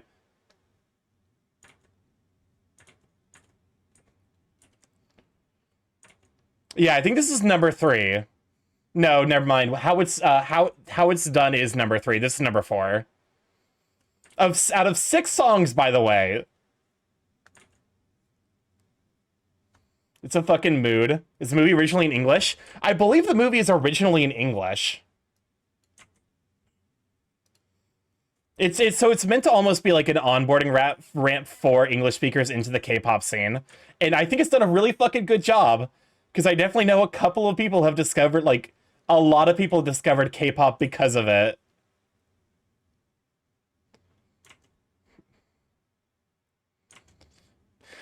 K-pop Demon Hunter should have went out on theaters. It would have done better than Elio. To be fair, my understanding of what happened, like Elio was apparently like censored to hell and back, so I can't necessarily blame it too much. I listen to K-pop and I love K-pop memes. K-pop people are absolute fucking meme lords. I love the fact that I couldn't tell.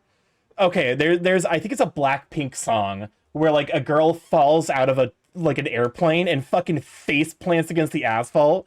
And I laughed so hard because I couldn't tell if that was an edit or the actual like original music video. And apparently it was the original music video. Welcome on 100 Soul. Good to have you, Sweeping.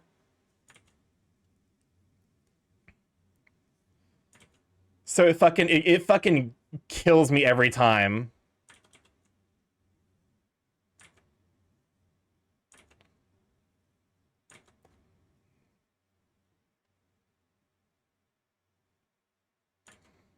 I also like one thing that I really do love about K-pop is how much it clearly takes inspiration from other cultures. the rapping, like that audio bit there of I is like there's very clear inspiration from like other cultures. That bit being in particular, I believe it's a Raj. Welcome on in, Garion. Can we show for Garion? Do you like this? Do you like this? How you doing, sweet bean? Well, no more. We're currently talking about K-pop Demon Hunter. It's really, really good. Highly recommended. If you have Netflix, give it a watch. I'm very normal about it. Also, Zoe is best girl. I will not be taking notes.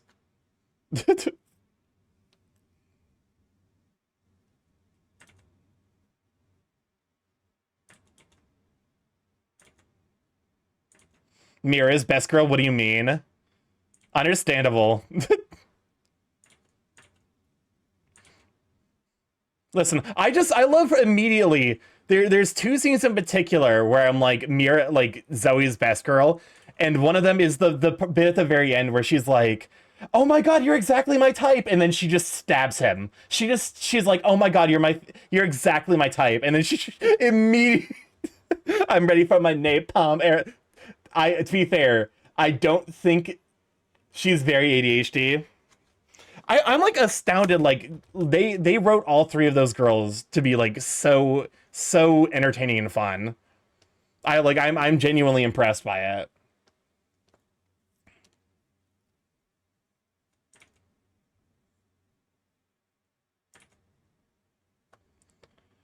But yeah, how you doing, Gary? You sweet bean. Hopefully you've been holding up well. My life goal is giving as 0 fucks as Mira does. Honestly, that's a pretty good life goal, to be honest. And walk the red carpet in a sleeping bag.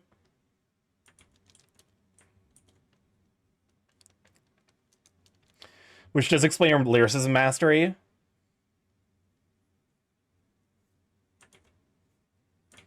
And of course, the scene at the part at the end where she's like, "No more apps." I respect that. But no, I feel like there's no way that that doesn't get a theatrical run. It will be coming to theaters. And B, it's 100% getting a sequel. No shot in the world Sony lets that go after the success of the Netflix movie. Both of those things are happening. And honestly, fucking well deserved. I'm genuinely really happy because it is backed by Sony and it is backed by Netflix, but also it's very much I will celebrate the success of any original idea nowadays. It's so funny that the Sajid Boys enter the meetup in sleeping bags.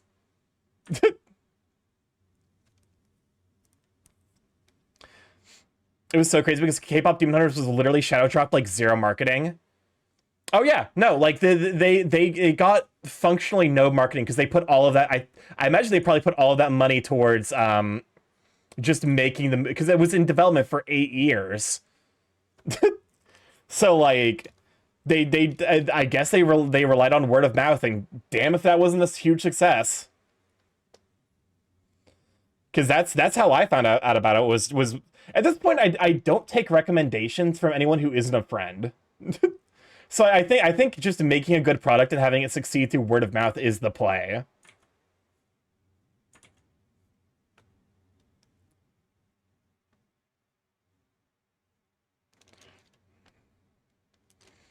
Like I hope that just becomes the new normal.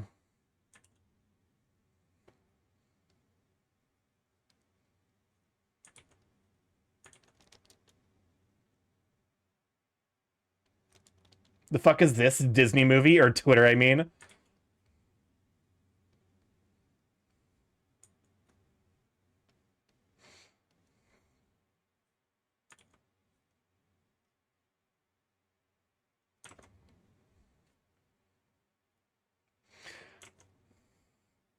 I saw a few clips of the movie. I was like, it looks good. I might watch it later. I highly recommend it. Because it also... It's really good, and it also captures a lot of like it definitely got me bleary-eyed at the end because it's one of those things. Ice, welcome on, Orca. Good to have you, Sweet Bean. Can we show for Ice Cold Orca? It's one of those, and I did. Oh, good. Okay. I'm glad to hear that. And a friend showed us the movie, and I was like, oh, literally the song drops.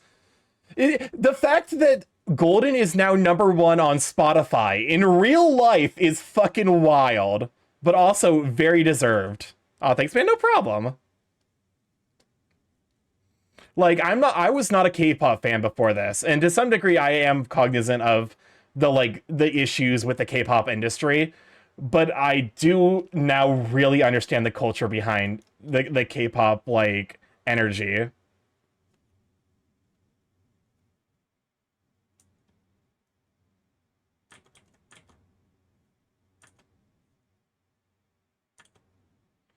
What you drawing? Currently, so I have a YCH for people who hang out enough.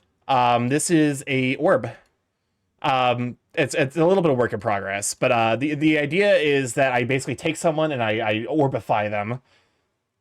Like, the way they introduced them in cast was fucking excellent. It hooked me instantly. I'm also like so glad that I have a friend in Korea. There are not really any public swimming pools. Interesting. Spin! Oh yeah, it looks so cute. Yeah. So this is I think this might be number 10. Spin! I think this is number 10. Either number 10 or close. Spin! Which means I need to start working on the secret redeem that I was planning on adding for the 10th orb. So Spin! it might be a bit before Kasai actually joins the spin allegiance. But no, because like it ends up touching a lot about like I think like there's a phrase of like everyone has that like one thing that they feel like nobody can love. Like they have like that one insecurity where no matter what, you feel like anyone who learns about it is like immediately gonna like write you off. And yeah, it kind of touches on that idea in a way that's like really profound. I guess there's some pools, but a lot closed down and are rare. Here's hoping my son holds the title of floofiest orb of all time. I make no promises. That my style for these orbs has definitely shifted over time. So if I get better at drawing orbs, at drawing fluff.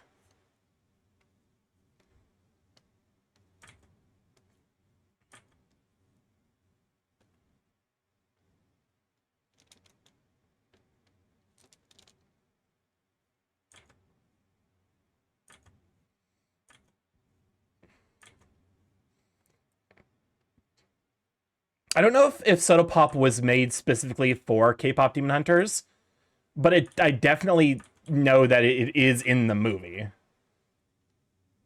If someone out floofs me, I will spend points to floof up then.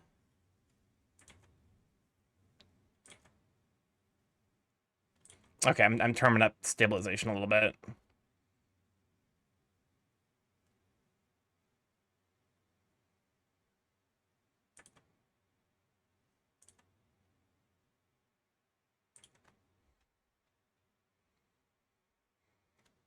Yeah, this is I think this is my least favorite song in the entire movie, which is fucking wild because this song is not bad by any means. TikTok has ruined this song for me. That's also like apparently that was also a technique they incidentally used to go massively viral. Was a lot of the songs from this movie just became TikTok sounds.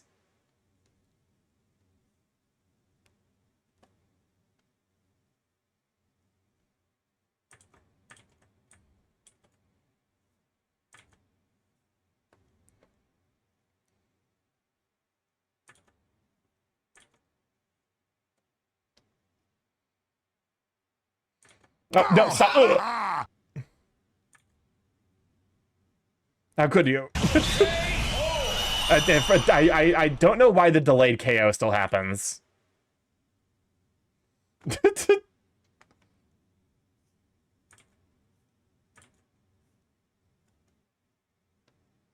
song was designed to be catchy and popular. Fair enough.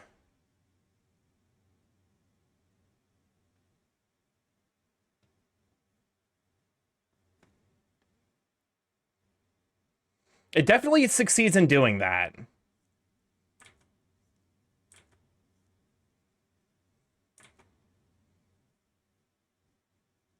But yeah, no, I think in regards to the songs we see throughout the movie, it's definitely my least favorite. But Starkey, you want to be my soda pop?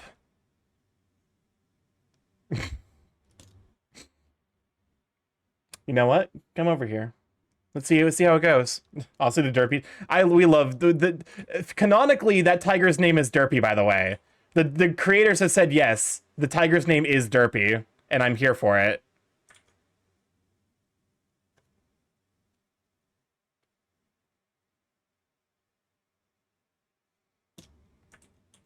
Speaking of TikTok sounds, Sussy. Yes, it's Derpy and Sussy. I like how going into the movie, I'm like, it's introduced that they got tricked by demons because they're flying away from the location that they're supposed to be performing at. And I'm like, okay, glad to know immediately that there's not a single operating brain cell amongst the main cast. I'm gonna drink Starkey like I drink cola. Careful. Careful, I might go full symbiote suit.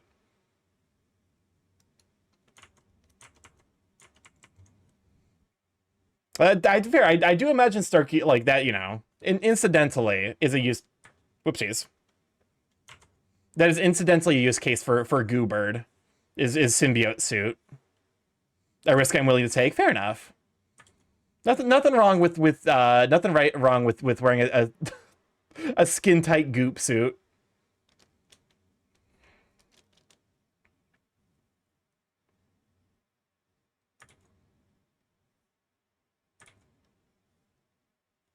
This is why Huntrix is a mood. They share a brain cell when it comes to food.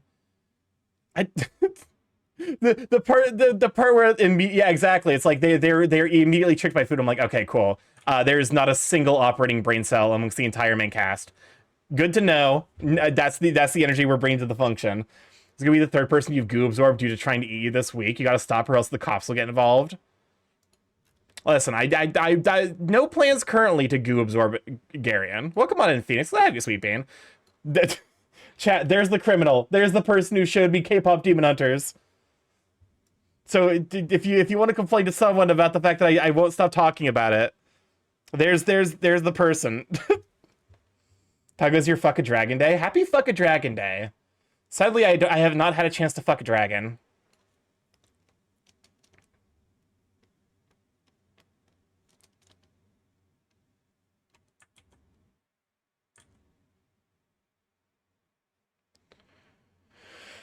Dead ass. Unironically, it is fuck a dragon day.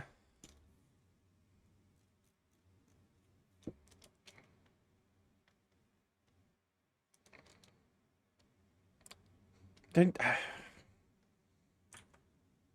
actually know surprisingly few dragons. I feel like because like I know Draganta, Phoenix has a dragon Sona. Every Ultima AI clip has dead ass at the end of every sentence. Dead ass.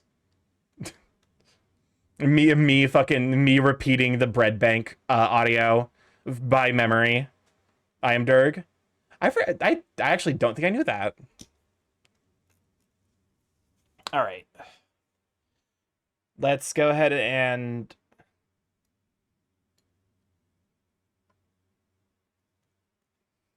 okay. There's very, very slight issue here, because I think I need to bring the fluff out a little bit more.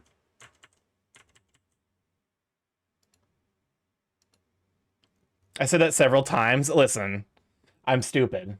You should know this by now. That's not fair. I guess I'm just forgetful. Rats, we're rats. What's up, Chris? We're the rats. Starkey, sir, this is the third Garen Bay you absorbed this week. We need to save on clone juice. Those close juice are expensive. The clothes juice? This the third Garion bear? Listen. Listen. I don't necessarily digest everyone who gets goo absorbed. That's reserved for people who are into that. And I don't think Garion's into Vor. I know he's into paws. Chat, post your best paw emote.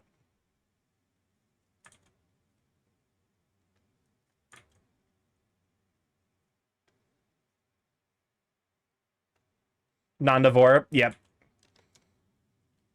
I'd figured as much. But give me your damn feet. I didn't think I was into Vor either, but apparently goo absorption counts, so.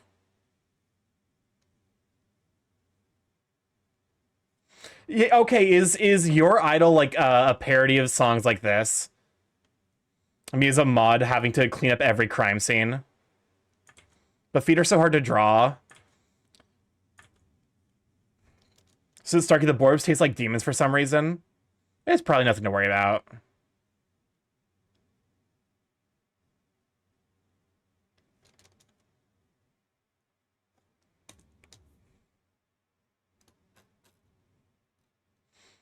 Yeah, this is definitely looking to be the fluffiest orb so far. Yeah, hard to draw. Listen, feet are objectively hard to draw. You just happen to have the paw kink that makes you really good at drawing feet. So, Gary, how did these beans look? Hard to draw or hard while draw? a terrific question. I'm trying my hand at drawing some beans. So, good beans actually. Yeah, I'm glad to hear that. Makes me happy. Definitely a work in progress, but I think I am figuring out like how to draw small little details like this in a way that adds.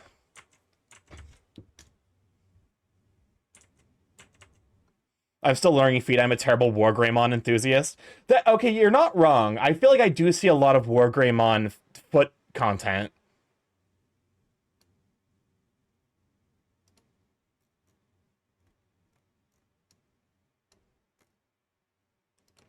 Okay.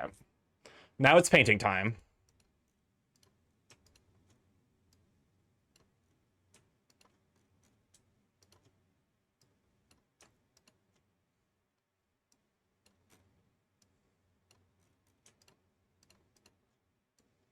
He has incredibly detailed feet. That's fair.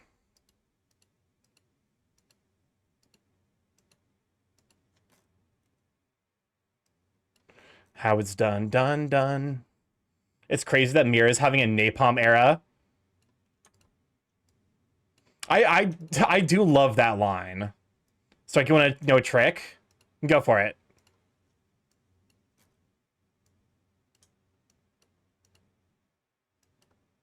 Oh wait, can you actually hold up?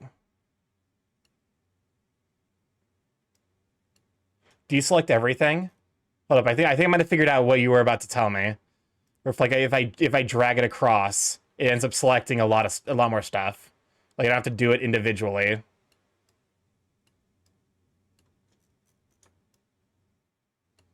Use the magic wand outside the drawing. Oh! Oh! I see what you mean, and then invert selection. Wretch, wretch, we're the wretch. Control-Shift-I. Sir, bad news. The Borb got into the napalm supply. Yep. They say that they are having a napalm era. It's probably nothing to worry about. That's actually, I had not considered that. Now I feel like a goobus for not realizing. All right, that makes coloring a lot easier.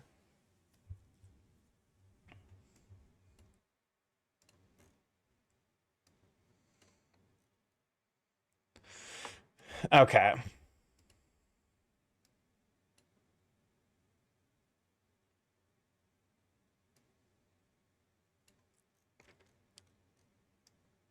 Okay. Trying to look. These are similar colors, but I don't think they're the same color. Done.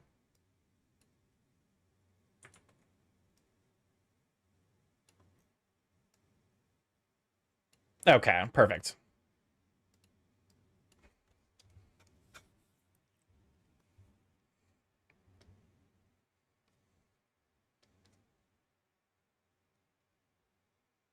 Hold up. I'm wrong layer.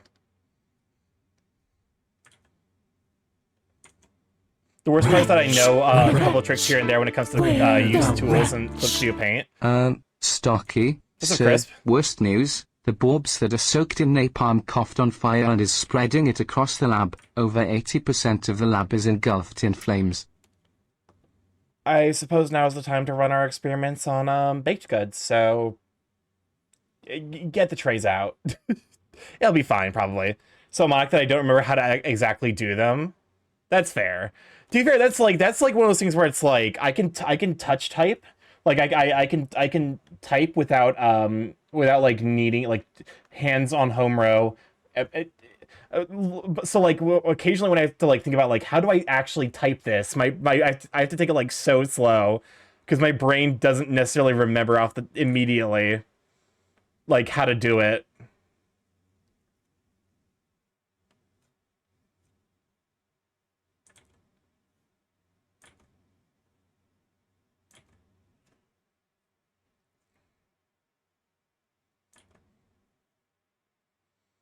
All right.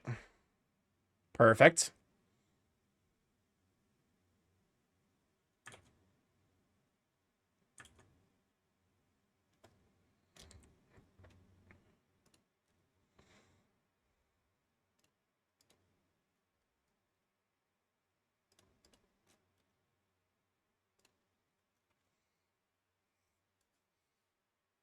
Okay, perfect.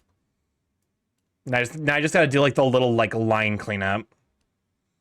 I'm assuming I could probably fix that by setting the like anti-aliasing to none.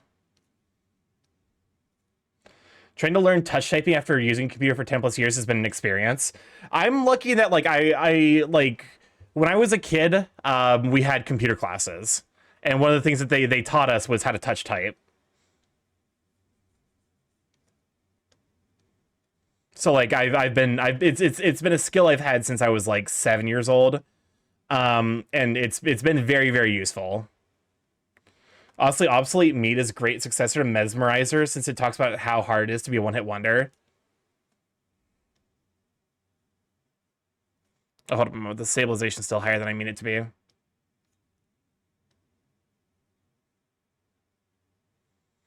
I do know Cloud Rot for Cloud's also a fucking banger from what's her face?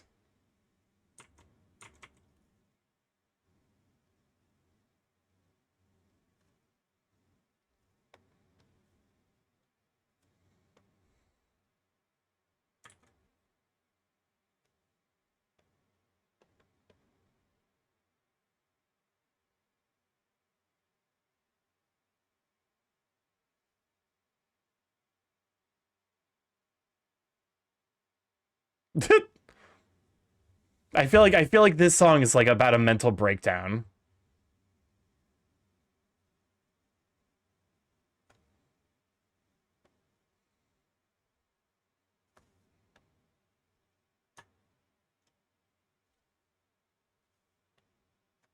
It's actually about being irrelevant.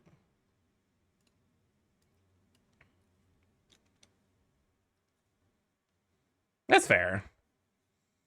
You know, it's one of those things where it's like, I feel like at this point I should just assume that every Vocaloid has some like deeper, horrifying message, unless otherwise stated.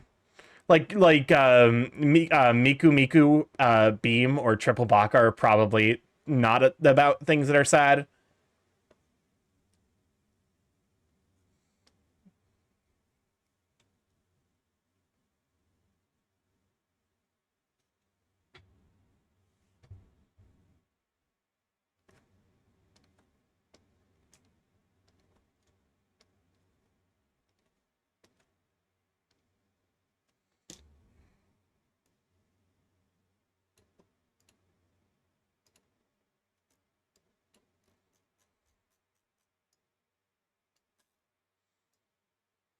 So there isn't a good. Hold up. Let me see if I can scale this back up so that way I can get a more.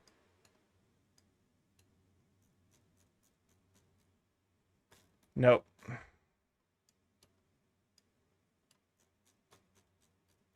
Okay.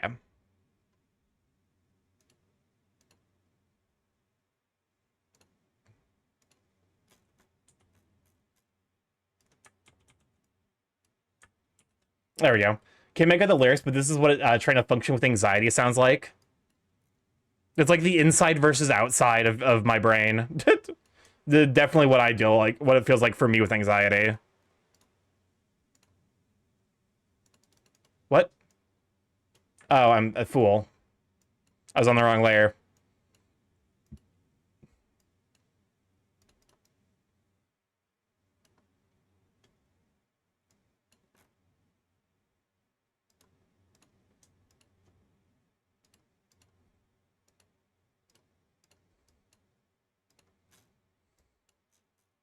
There we go. This is looking cute.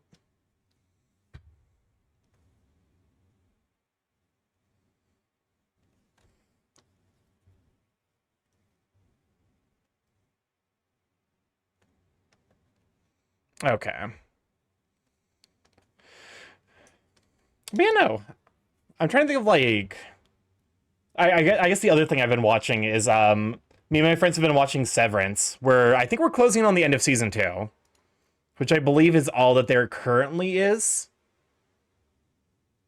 There's probably a little bit more to Severance yet. Like they might. I don't think they're starting season 3 because I remember something being about like Severance being somewhat recently in the like discussion space recently.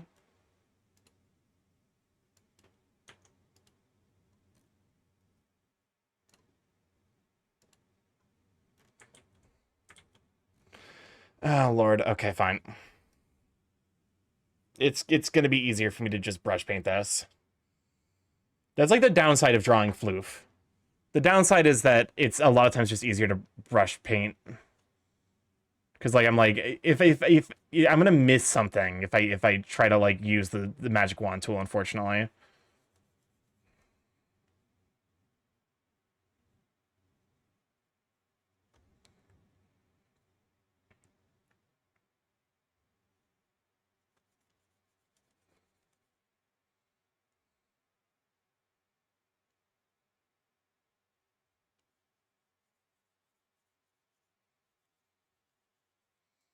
There we go. I am getting like noticeably faster, I feel like. Even though like this is usually I think the spotting mat, I think my speed is more indicative in the fact that I'm able to get more detailed with the stuff that I work on.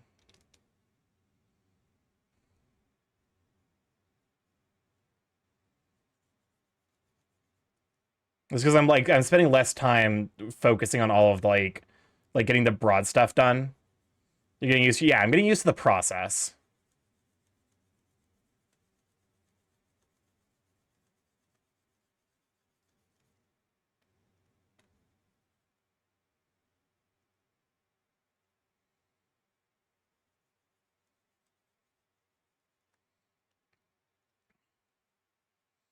It's like I usually I feel like artists use the phrase like workflow or like I guess it's like more of an animation term, isn't it?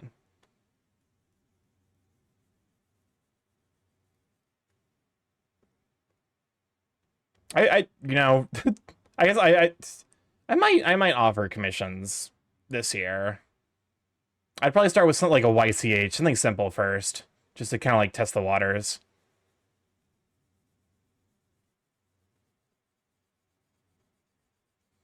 But I would also like probably want to get like a commission sheet up and running.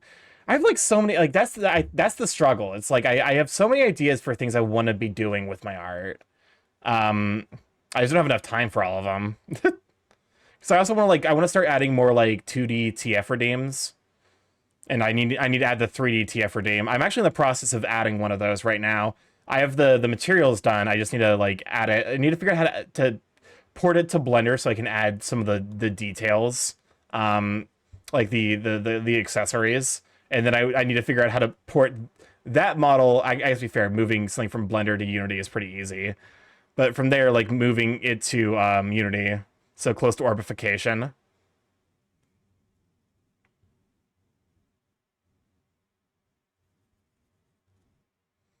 I guess to be fair, like these orbs are like a good kind of like template for like what the YCH process would look like if I were to do that.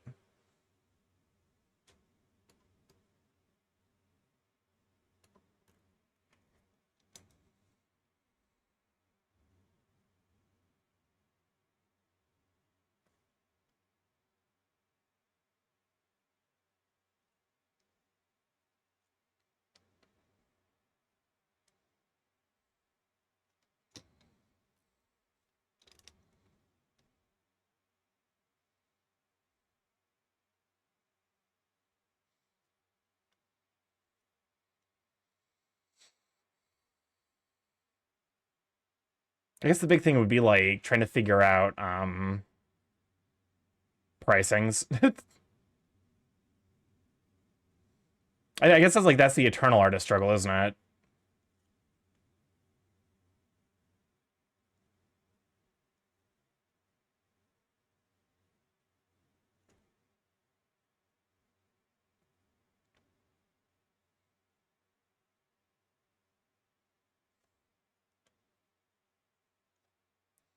All right. Almost done with the ears. And then I need to probably figure out how I'm patterning the tail. I think that's like the big question mark that's still remaining. The tail, and then I guess probably the beans as well.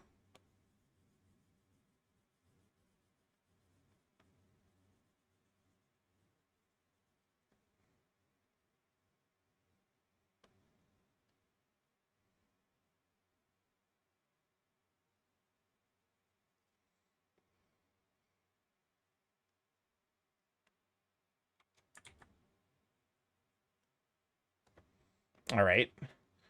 Snag that snoot color.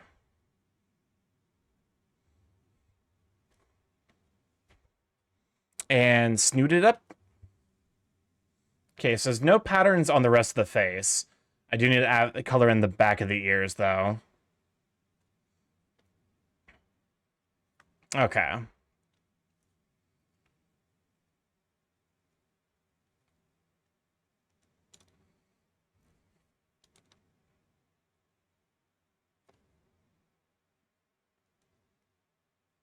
What?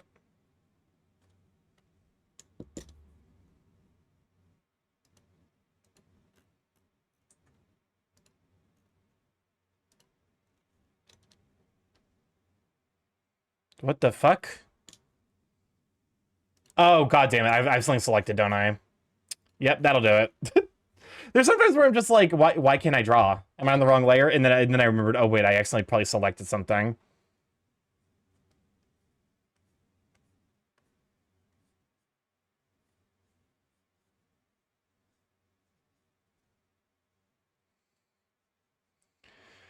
The joys of working digital.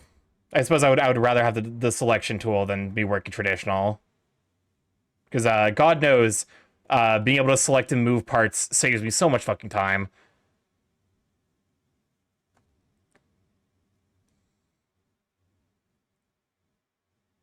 I'm sure I could do traditional art, but I definitely feel like it's one of those things where it's like, I feel like I want to have like a lot more experience before I would approach traditional art, because all the, you can't just Control Z to like fix a fuck up. So like, your lines end up being like a little bit more permanent. Okay, hold up a moment. I need to take a call real quick.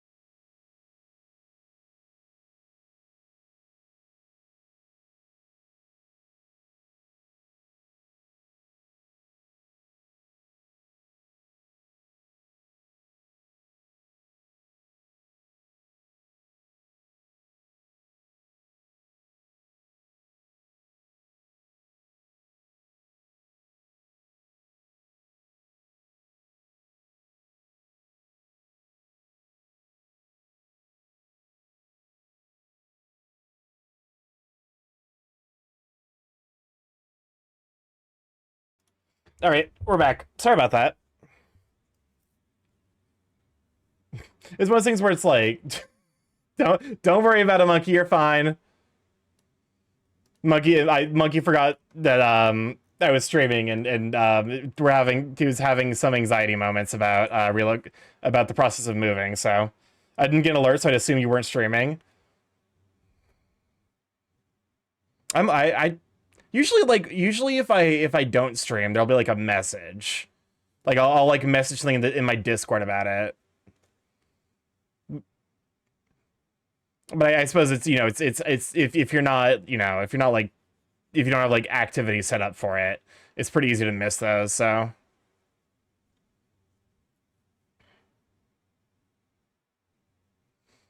Well, you know, my usual rule is like if it's like one thing and I know things aren't like there's no emergency going on, I usually like let like one call go to voicemail, but if it's urgent enough where they're calling 2 or 3 times, like that's when I'll pick up the phone where I'm like, okay, fine. Like when streaming. Otherwise, like I will pick up the phone usually like the first call.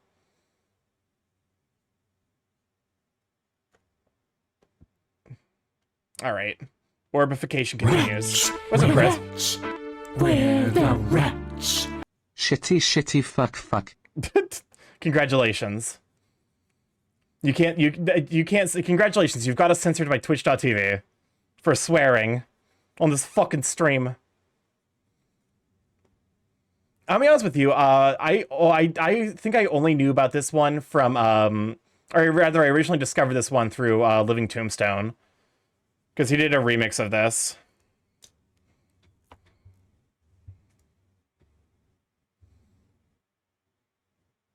Landers are cool as fuck, specifically in non-green. Oh yeah, for sure. Monkey was just having anxiety about relocating.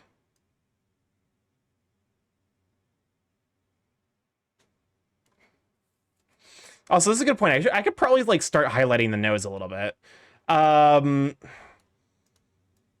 Nose, because usually it's like the flesh underneath, so. Kasai, if you're there, is there any particular way you want me to handle like the body?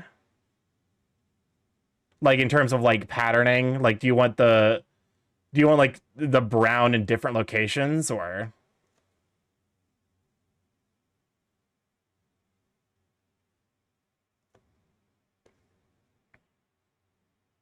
It's last minute with the second set of hand. I know I'm good. I just needed to know that. Yeah, no, don't worry about it.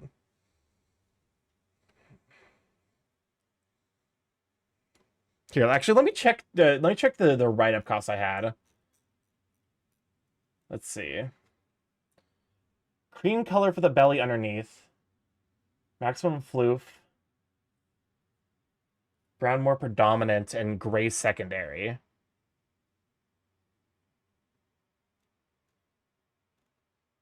Okay.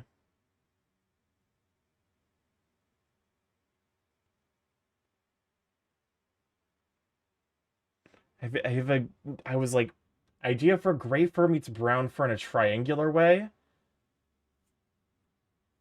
The arms and legs are brown. Okay. I can work with this. Welcome on, Joshua. I can work with this.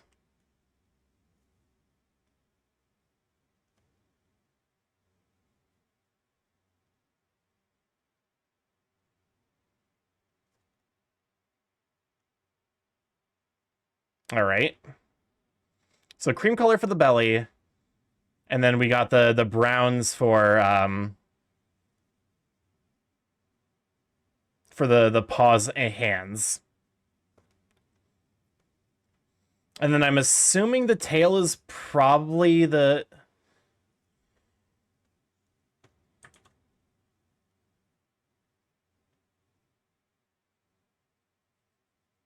okay.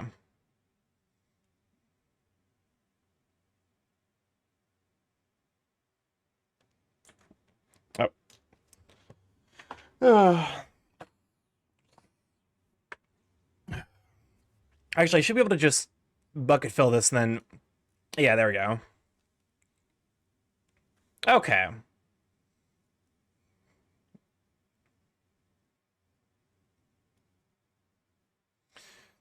Honestly, the coloring is, like, just nice and easy for flats, at least. Which, like, I don't really do anything outside of flats, so... I'm a fool.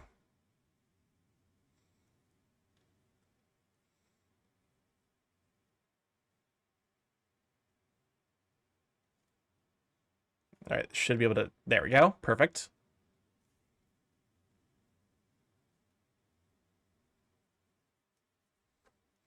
Hey, a friend of mine is doing a test and checking DMs.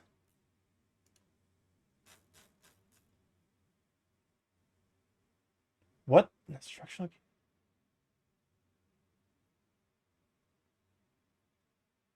What is this? Instruction.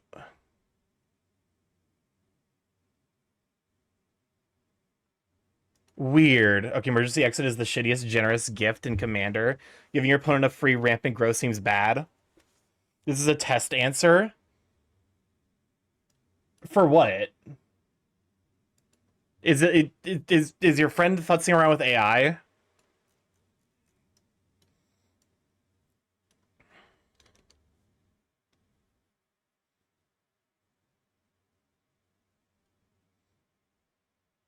Hmm. Something for it? Okay.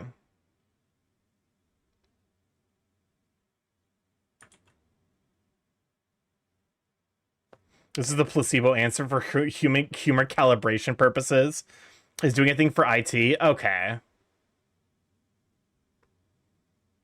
Listen, it's you gotta keep like I'll admit I'm one of those workers where like if you don't give me something to do, I will go rabid. Give me something to do or I will find something to do.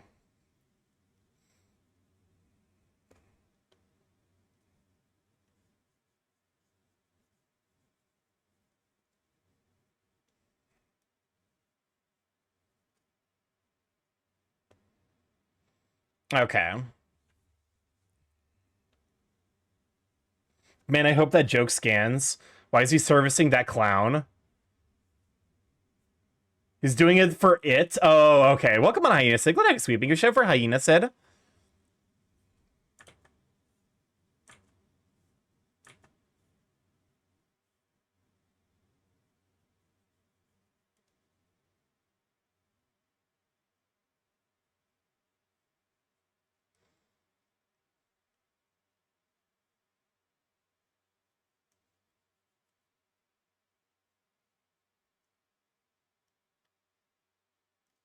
All right.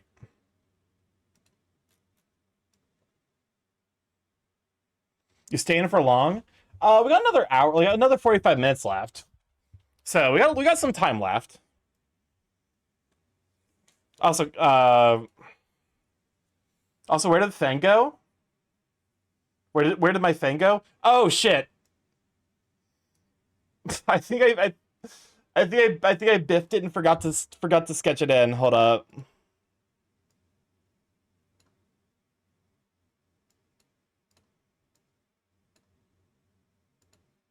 Yeah, there it is. Sorry about that. I love the hug gif. Yeah, it's super cute. I'm currently in the process of trying to figure out how I want to include it, like how I want to include it in the stream. I think I'm either gonna, I might turn it into the sub alert, like the subscription alert. I would want to have an alternative for like the follower alert.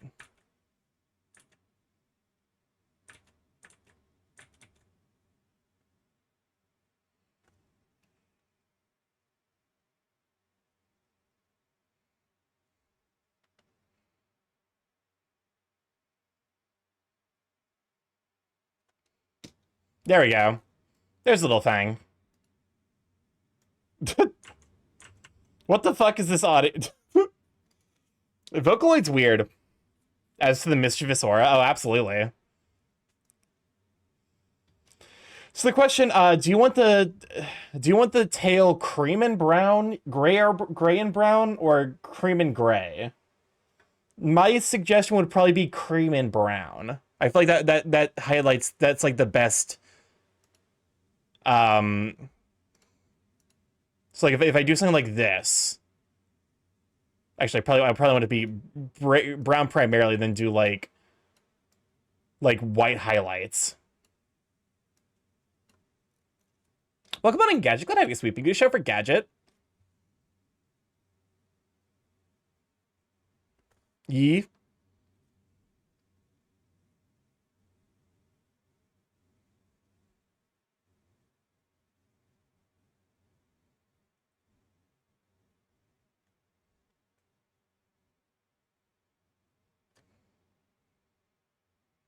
There we go. This is where it slows down a little bit because we have to do some amount of character design work, which I think I'm getting a little bit better at. I'm not great by any means, but I do think I'm figuring it out. Why the screaming? Yeah, good question.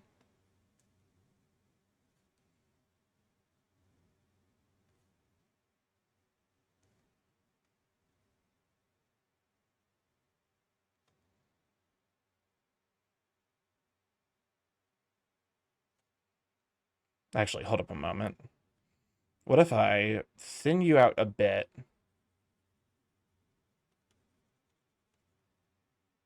Did someone say lobotomy? No, no one said lobotomy.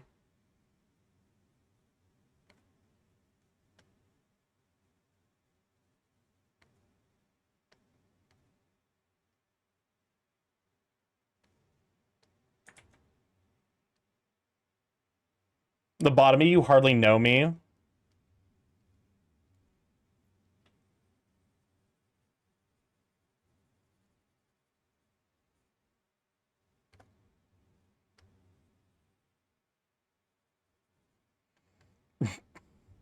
That is probably like one of the better setups for like you hardly know me.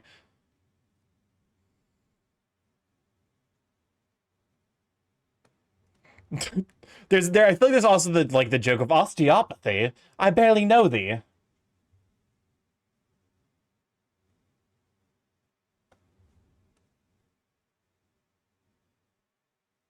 All right. Oh yeah, we got another like 45 minutes, half an hour, so.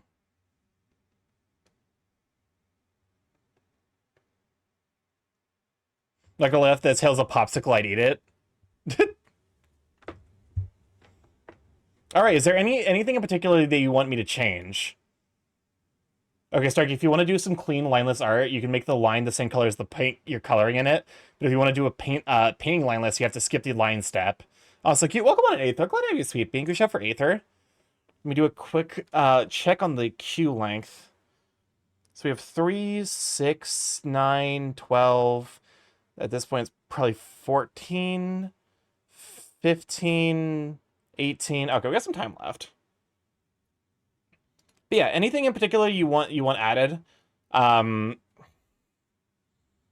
know if like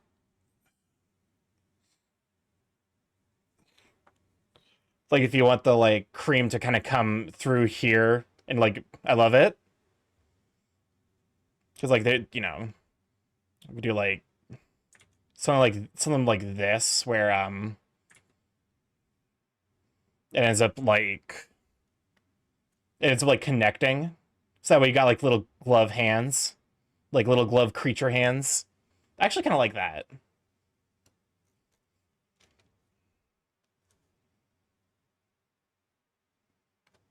All right.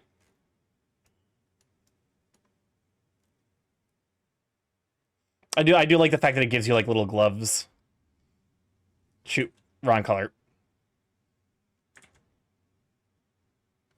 I'm experiencing existential dread at the ramp package and monocold stuff.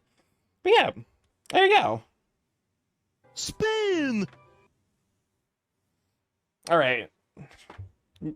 Oh, hold up a moment. I have one thing I need to add, which is the sparkles.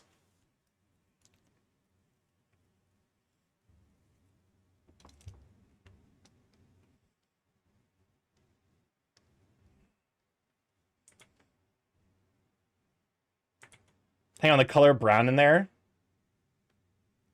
The color of the brown there. Yes. Alright, so game must go for now. I hope you have a lovely rest of your stream. Thank you for hanging out, you sweet bean. I think I counted Gitrog monsters a ramp spell when I built this.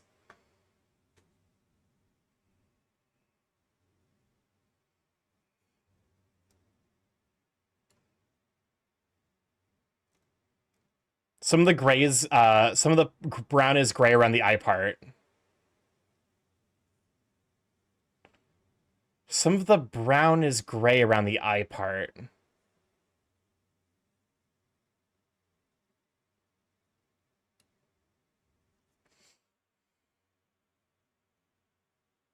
I'm trying to think. Some of the. Wait, never mind. My eyes are playing tricks. Okay.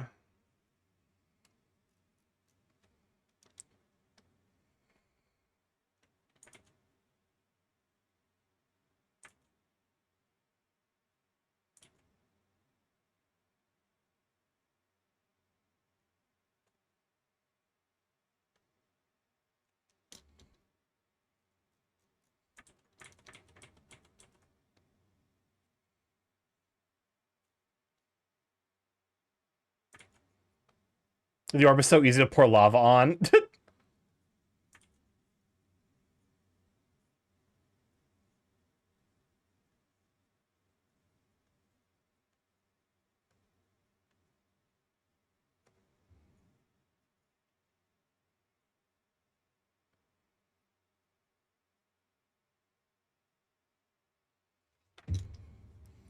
I think I need to probably connect that to the thing here.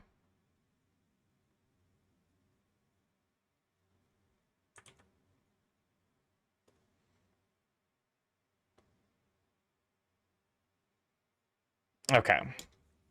And now we just have the ice sparkles, which are always like my favorite part.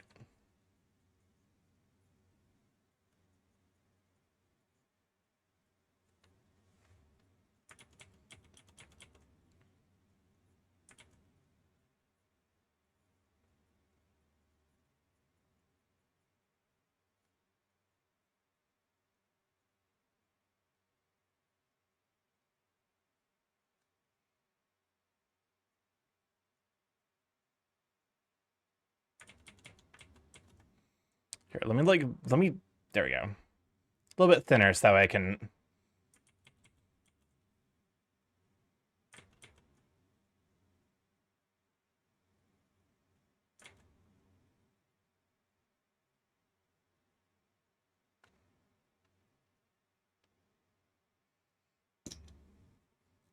I imagine I imagine the orbs is basically like indestructible. They're like you could pour lava on this, it wouldn't do anything, but you could do it. They have like cartoon energy, like where like they're just like indestructible.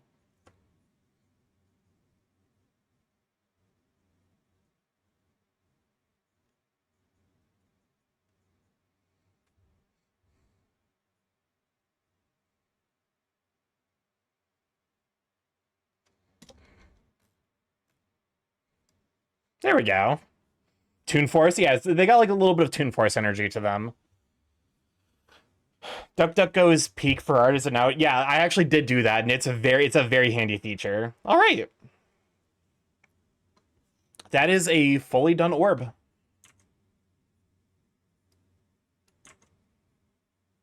Okay, hold up, but let me do my test.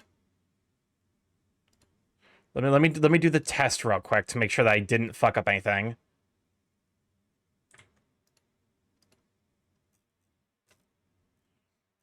Yeah, see, it's a really good way for spotting little stuff like this.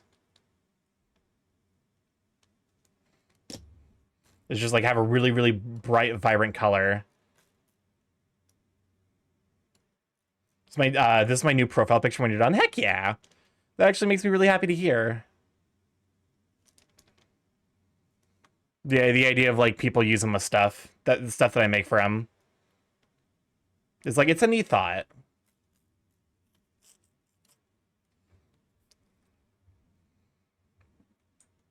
All right, I'm going to save that. Export as.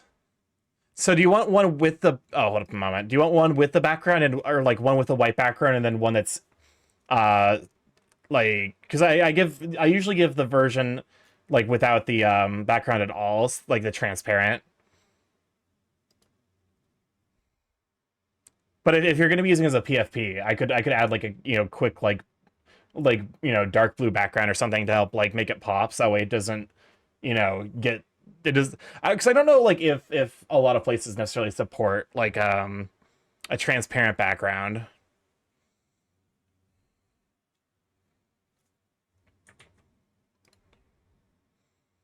Export single PNG. Kasayupa. Here, let me give you a version with a kind of a dark blue background.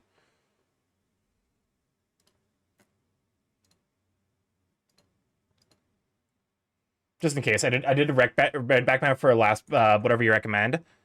Okay, I can do like a darker red, something like that. Definitely makes you pop because you end up being a lot of like neutral colors. How many bad ramp spells do I need to get a good ramp spell? The world may never know. Welcome on to Struggle for Waffles. Good to have you, Sweet Bean. Can we shout out for the Struggle for Waffles? Think of the stretch and the hydrate. Well, it deserves a stretch. All right, export. PNG. Kasai Yupa with background. All right. How it goes? It's going all right. We just finished up this orb. This is for a raccoon dog. This is for Kasai Yupa. It's one of my mods. And let me go and pass it over to you. There we go. Lock. Kasai Yupa.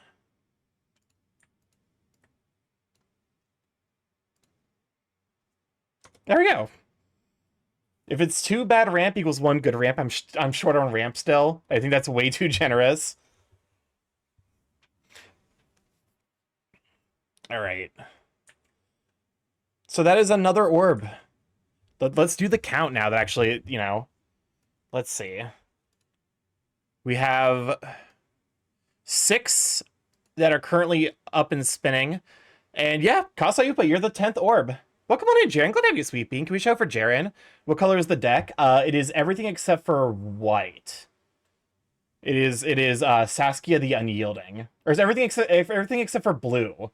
Which, funnily enough, does cut off a lot of the best ramp you could be getting for a 4-color deck. If you're going for exclusively blue, 4-color deck.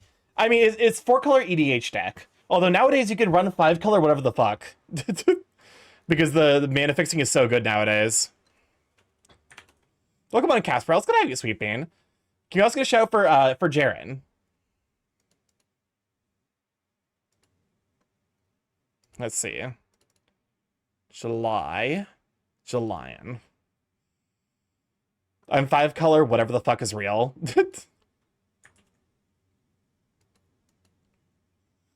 Oh yeah, I'm only familiar with vintage meta, ooh. To be fair, vintage meta is a fucking nightmare. I'm gonna be honest with you. I would say no meta is doing particularly well right now, but I feel like oh boy, a double. But yeah, no. Yeah, four color actually not because like it I guess it depends on like how you really classify your deck structure. Because you know it's pretty easy to run a 4-color deck in vintage. And you could argue that basically every deck in vintage is 5-color because of the Moxen. What's up, Crisp? Hey Starkey, I've been learning German for the past 5 minutes and you know what? I think I'm an expert now. Sign me up to be a diplomat. You know what? Fair enough. First rat diplomat. Let's go, Crisp. It's balanced because nobody can afford to play it. You're not necessarily wrong.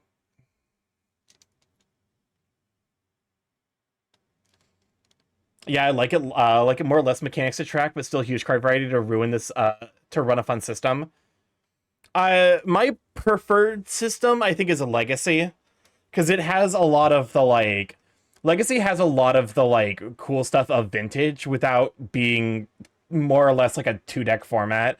At least not, I would say that, but currently, Legacy is going through a bit of a rough time at the moment, because they've basically refused to ban stuff, even though it's been very clearly a problem. What's up, Crisp? I was telling someone how in Yu-Gi-Oh! Timmys behave like Spikes, Spikes behave like Johnnies, and Johnnies behave like Timmys. I'm trying to, because so Spikes are the super competitive players. I can't remember what the other two are. I think Timmys are the ones who like big creatures, and Johnnies are the ones who want to play like a weird, bizarre combo, right? Johnny combo, yeah. So the people who like big creatures act like competitive players. The people who are competitive players act like the bizarre combo players, and the bizarre combo players act like the big dumb creature players. What the fuck is this? Spellcasting lobotomy song. Welcome on, Ileana. It's gonna have you, Sweet Bean, even if you're sending a borb at me. How could you? How could you send a borb at me? I'm going to die to this borb. I meant to say pre-8th edition. I was using vintage incorrectly. I was about to say, is like, vintage is a fucking disaster. I cast lobotomy.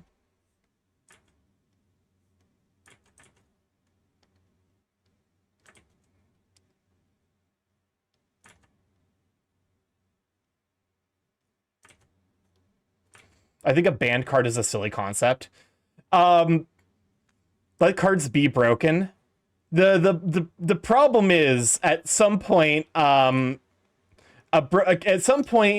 only thing you can play is the banned card.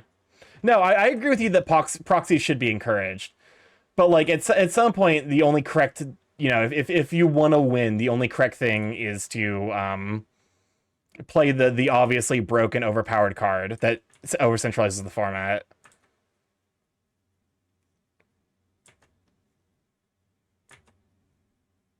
What was the hugging animation at the corner? It's a commission I got today. What's up, Chris?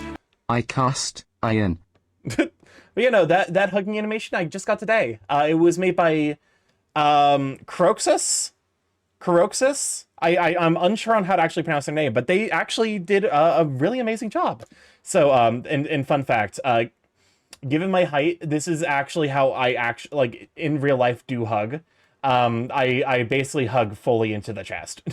For most people, I'm very, like, if you're 5'9", this is your experience with me. I'm gonna actually bump the size of that slightly, so that way y'all can see it a little more clearly. There we go. That's a good description of when I got a Starkey hug. Yeah, that's right. You've gotten a Starkey hug, so you've experienced it. Can we get a proxy making stream? Here's the thing: is like I don't necessarily have an issue against proxy. If I'm gonna proxy something, I would rather just play it on like Tabletop Simulator. Henny, welcome on in, Raiders! What a hug! I just realized you're being blocked by the hug. It's me. I'm giving you a hug right now. We sold all the spicy oregano. How was Schedule 1? I'm assuming that's like a drug simulator. Welcome on in, though. How you doing, you sweet bean? It's Azalea Banks. Welcome on in, though. For those who don't know, I'm Sarkimorph, Big A Chaos Girl Internet. Friday stream live every Monday, Tuesday, Thursday, Friday from 6 to 9 p.m. EST. Admittedly, we started a little bit late today, but yeah. How are you? Oh, hold up. I just realized I closed out of the thing we finished. So, but yeah, hopefully you had a good time with it's so much fun. We just switched to a new spicy oregano mixture and making all the monies. Excellent. Here, we just finished up another orb. This one was for one of my mods, Kasayupa. He is a raccoon dog. Not a tanuki, but a raccoon dog. A hybrid raccoon dog. And Yu-Gi-Oh! Timmy's use competitive rhetoric for casual play. Spikes are just fishing for a good tourney, and Johnnies are just having fun with their decks. It's some weird bizarre land they're trying to fix. I'm gonna be honest with you. You could not pay me enough money to play Yu-Gi-Oh! Kasai was... Yes, another orb has joined the orb army. The orb stampede.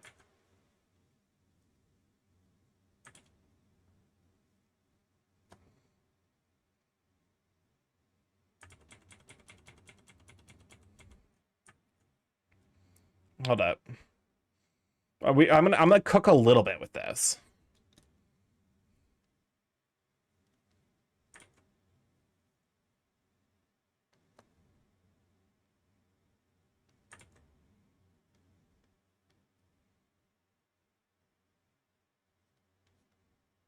There we go.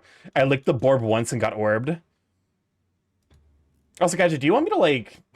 Because I can flip that horizontally, so that way, like, you actually have, like, the borb, the orb arriving. It might be a little bit... Because you're arriving butt first. I don't know, maybe that's your speed. If that's the case, then go for it. Then go for it. Yippee, more orbs. Yeah, we are now officially at 10 orbs, which means I need to start working on the secret orb redeem. That won't be a secret when it's done, but is a secret while I'm working on it, because it's gonna be a fuck ton of work. It's almost certainly gonna be my most complex redeem yet. Welcome on, Ocean. I'm glad to have you, Sweet Bean, even though I think you've been here and you're just now saying hi.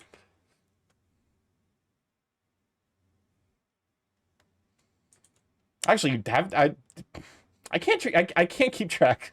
I'm a bad streamer. I'm sorry. I can't keep track of chat.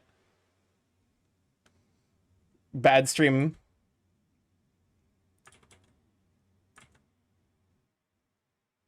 I took a nap and it's now 10 p.m.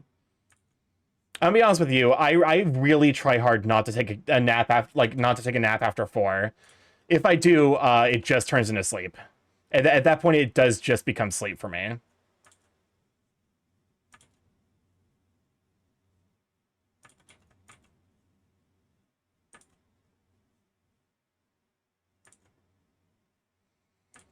What do you call the soft drinks? Soda pop or some secret third thing? I usually refer to them as soft drinks. I guess like it's one of those things where it's like you have to like you have like I would need to go to like a restaurant, be prompted like, hey, what do you want? I'm like, okay, what do you have on offer? You know? And then the last 2 days I've come home absolutely exhausted, and then both times I lay down for a nap, the museum director calls me and is like, install this stuff. Wait, are they still expecting you to do stuff? Because like I don't necessarily know how things that should have been an email a month ago. Like I don't necessarily know how open you are about your personal situation, so I don't want to like speak on your behalf.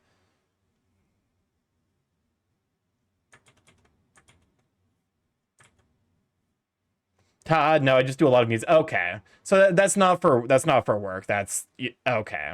I see.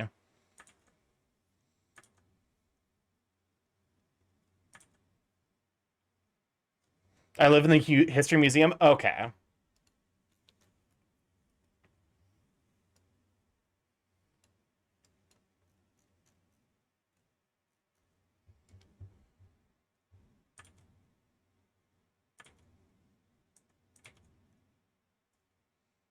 Okay. I've made a 68% museum. Is that by mass or by volume?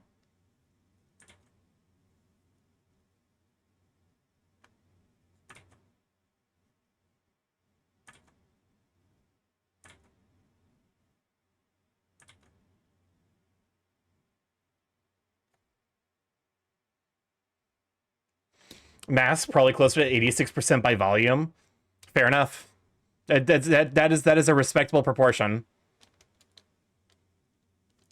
Is that half chub or full? Shut up. I hate that my okay. Hold up a moment. I need you to fucking I need to read a message Monkey sent me without context. Where the fuck where are you? There you are. My Monkey. Okay, where is it? There it is. But Monkey sent me the following message the following 2 messages without context. Lobotomeme reached into brain for half chub and got medium rare instead. And I'm like I'm like, what the fuck does that mean? What does that mean, Monkey? Who's the cunty little bitch who's requesting all the Azalea? I think it's 100 Soul. Translate that. To translate it, because I did have to ask. I couldn't immediately make sense of it myself either. So he apparently was trying to think up the phrase half chub, and when he went to look in his brain, like when he was like, hey brain, what's this term again? His brain offered medium rare. And I understand fully that experience because I do that all the time too. I feel like sometimes I'm fighting my brain to get the information I want. Like, does anyone else? Okay, this might be like I might be revealing something horrifying about the way my brain works. Does anyone else have like paired items where like you know one thing for sure and then the other thing you know is the other thing because it's not the thing you know? Okay, like that sounds insane, but like when for my example is like, okay, so like lions and tigers, both big cats. This one especially matters because I'm a furry. When I think of lions and tigers, I see a big Casona and my brain's like, which one is this? And my brain's like, okay, I look at it. Does it have... I think I understand what you mean, and the answer is no, I think. I look at my brain and I'm like, okay, does it have stripe, or does it have like stripes? Because I know that tigers are the ones that have stripes. So if it doesn't have stripes, then it's a lion. It's like how it's like I can't, if you fucking held a gun to my head and you're like, which one's row and which one's column, I would fucking die, because like if you're like answer, like your next thought is the answer, is what you're choosing to answer. What about Chester Cheetah? Is he a lion? Nugget Jaguar's in the mix. So like rows and columns. I'm like, okay, I know column is the vertical version. So like my brain doesn't think, oh, row must be the horizontal thing. My brain's like, no, row is not column, but the two are linked. And column is the vertical thing, so row must be the horizontal thing. Like my brain does like linear algebra to fucking figure out certain item pairs. Stalactites. Actually, I remember the mnemonic for them. Stalactites hold tightly onto the ceiling. Stalagmites might reach the ceiling. So stalactites are the ones that come down from the ceiling. Stalagmites are the ones that grow up from the ground.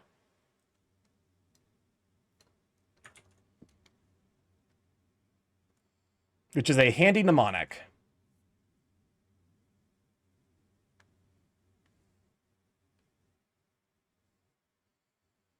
I don't even know that's like a weird fucking, like, my brain is just like wired incorrectly.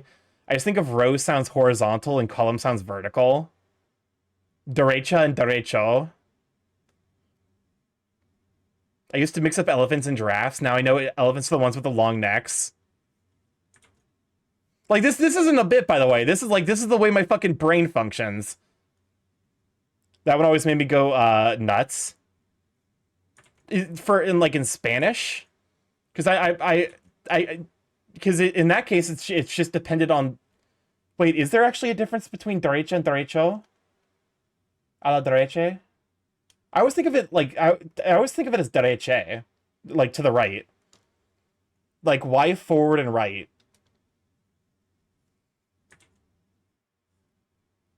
A la derecha. So derecha. Oh god damn it! Fuck it.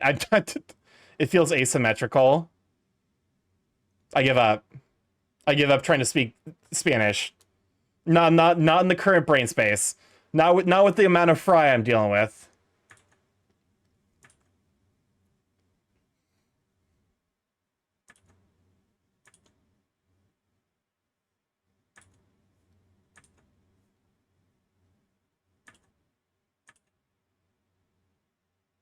Starkey's a seagull now. Thinking is hard. It really is. Thinking is overrated. That's why a lot of people don't want to do it. Thinking is hard. That's why I want to be a drag. Exactly what I was fucking talking about. When your kink is I think too much during my day job, so you want someone else to think for you.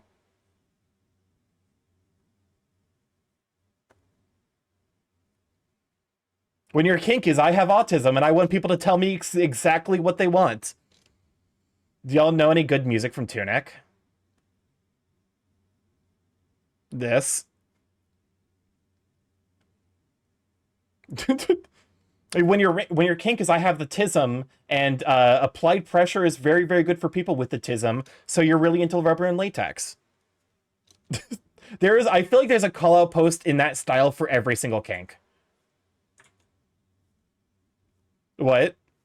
Yeah, it's is that a thing? Yeah, people with the tism have like sensory seeking behavior, where like they enjoy like pressure and momentum more than like their brain will seek that specific sensory input.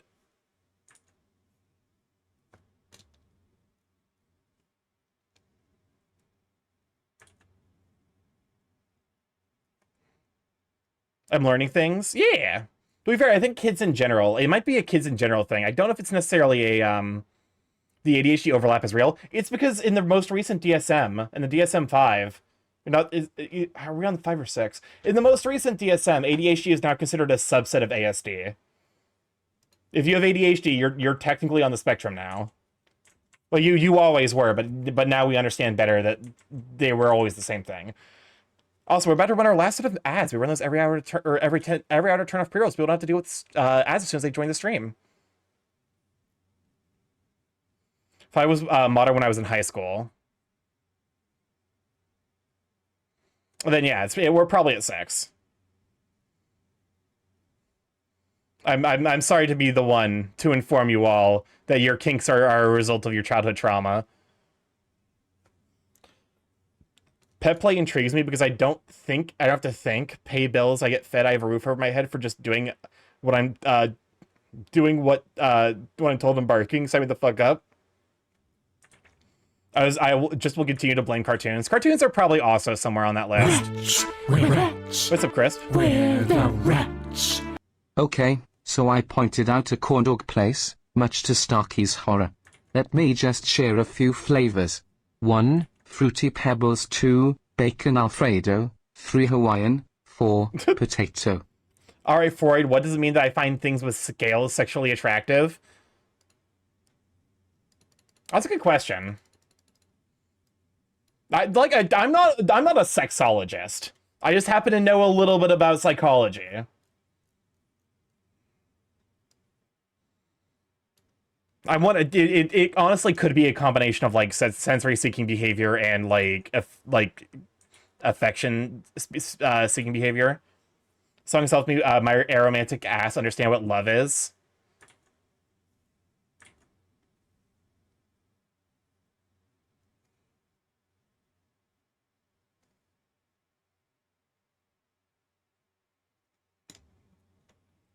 But no, like I'm by no means am I like, you know, I'm a lot of this is like basically conjecture. By no means am I like, you know, knowledgeable enough about this subject to like be the definitive resource you use. Tata Young is so underrated.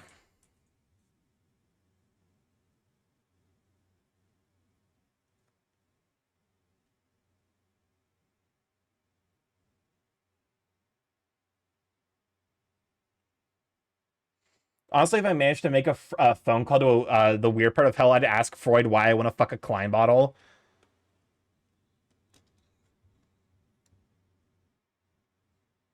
Okay, here's the thing. You answered that question for yourself. You've already, you know the answer to that question. You're just asking to figure out if Freud could figure it out. And the answer is no. Freud would not be able to figure it out. Explode the poor man from beyond the grave. Non-sexual kink sounds wonderful. Yeah, just casual kink discussion. Find you friends who will casually like play into your kinks.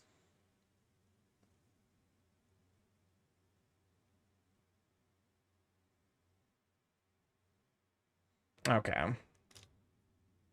Whoops.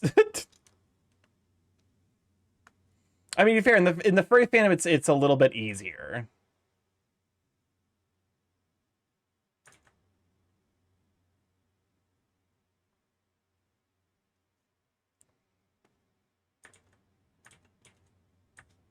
Yep, there we go.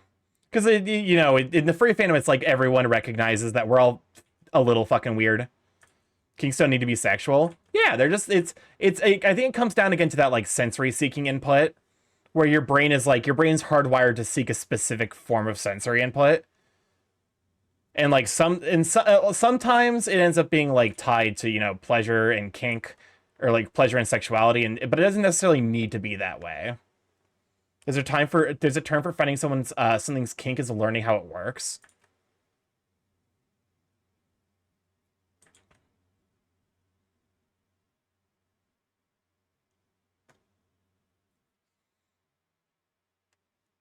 But yeah. At the very least, I'm very, very happy to tease friends if I know what they're into.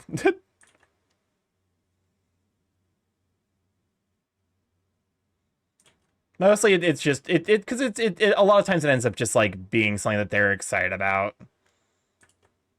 I'm very much the kind of friend where I'm like, hell yeah, let if this is something that you enjoy, let's you know, I'm more than happy to tease you about it. But if it takes like 69 caveats and explanations to make sure it's done correctly? I mean, listen, at this point, yeah, that's fair.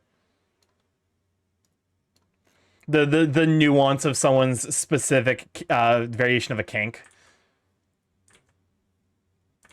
It's like the reason that like there's like those like kink bingo charts. They're like, oh yeah, I'm into TF, but I'm only into these aspects of TF. You know? Like I'm into TF, but like I don't necessarily I'm not super into the like anthrophicate like the part where like the brain gets basically turned into just like like you know where like their brain becomes just a version of that animal where like they lose any higher functioning. That's a little bit, you know, that's a little bit scary for me personally, but I can see why people would be into it.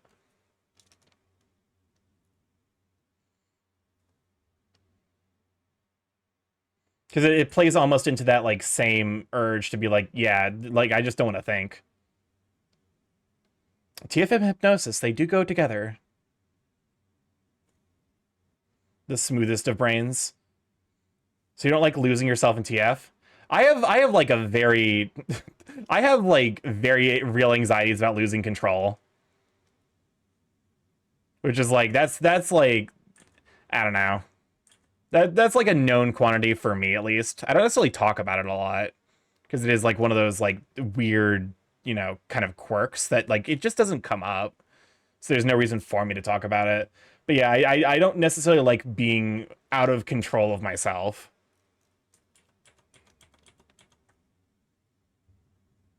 A friend of mine gave BDSM class a long while back, and I still find it helpful because it turns out so much of the elements of the other stuff are secretly subsections. Oh, absolutely.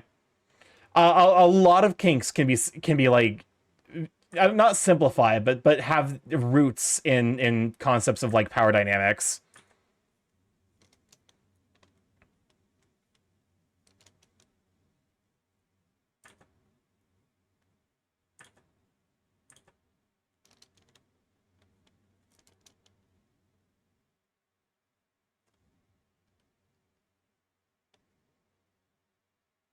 Okay.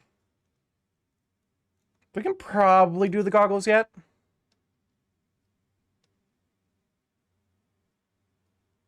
Actually, let's go and knock out the chin real quick, just so I have the head to work off of.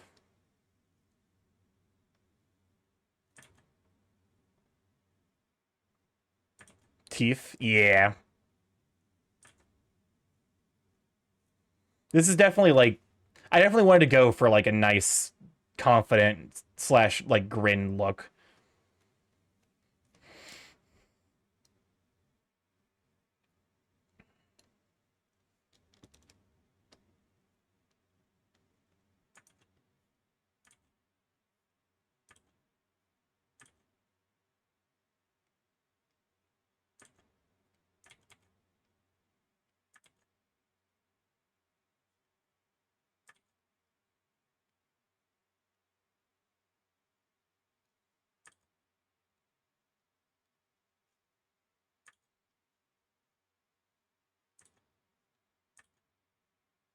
All right. Oh shoot, I probably hold up. How long do we have left in the queue? Eh. No, I have to get I have an early start tomorrow, unfortunately, because I need to get groceries before my evening plans. So I actually have to get up at a reasonable time tomorrow. Unfortunately, we will pick up here on Tuesday though, as Monday we will probably be back to Clair Obscure. Here, let me go and disable that, and we'll pick this back up on Tuesday. Just to tell you how fucked up the new commander brackets are. Mono gold stuff is in a bracket core too. Yeah, same. All right, thank you for hanging out. Hopefully you had a good time just chilling out and watching watching the music and listening to listening to the art. I think that doing that is actually called a spoonerism. Fun fact.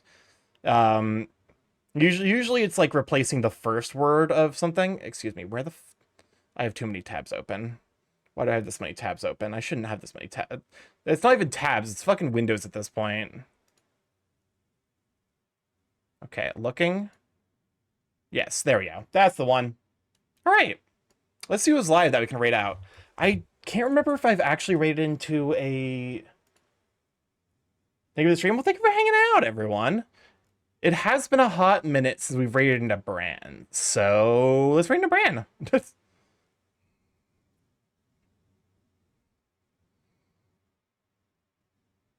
Also, let me look real quick to see if there's anyone new on Thunderfang that I haven't had a chance to rate into. You know what? Actually,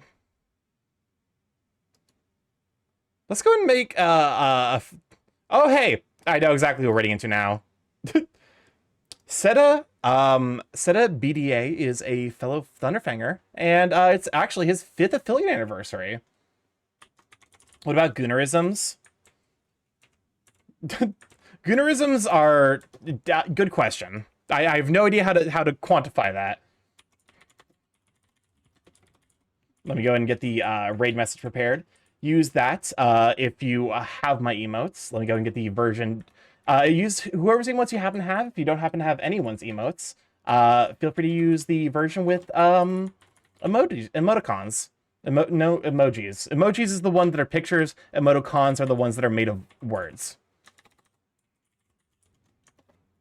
And let's start the read over to Seta, who is a super sweet bean, and is apparently doing a celebration for 5th affiliate anniversary.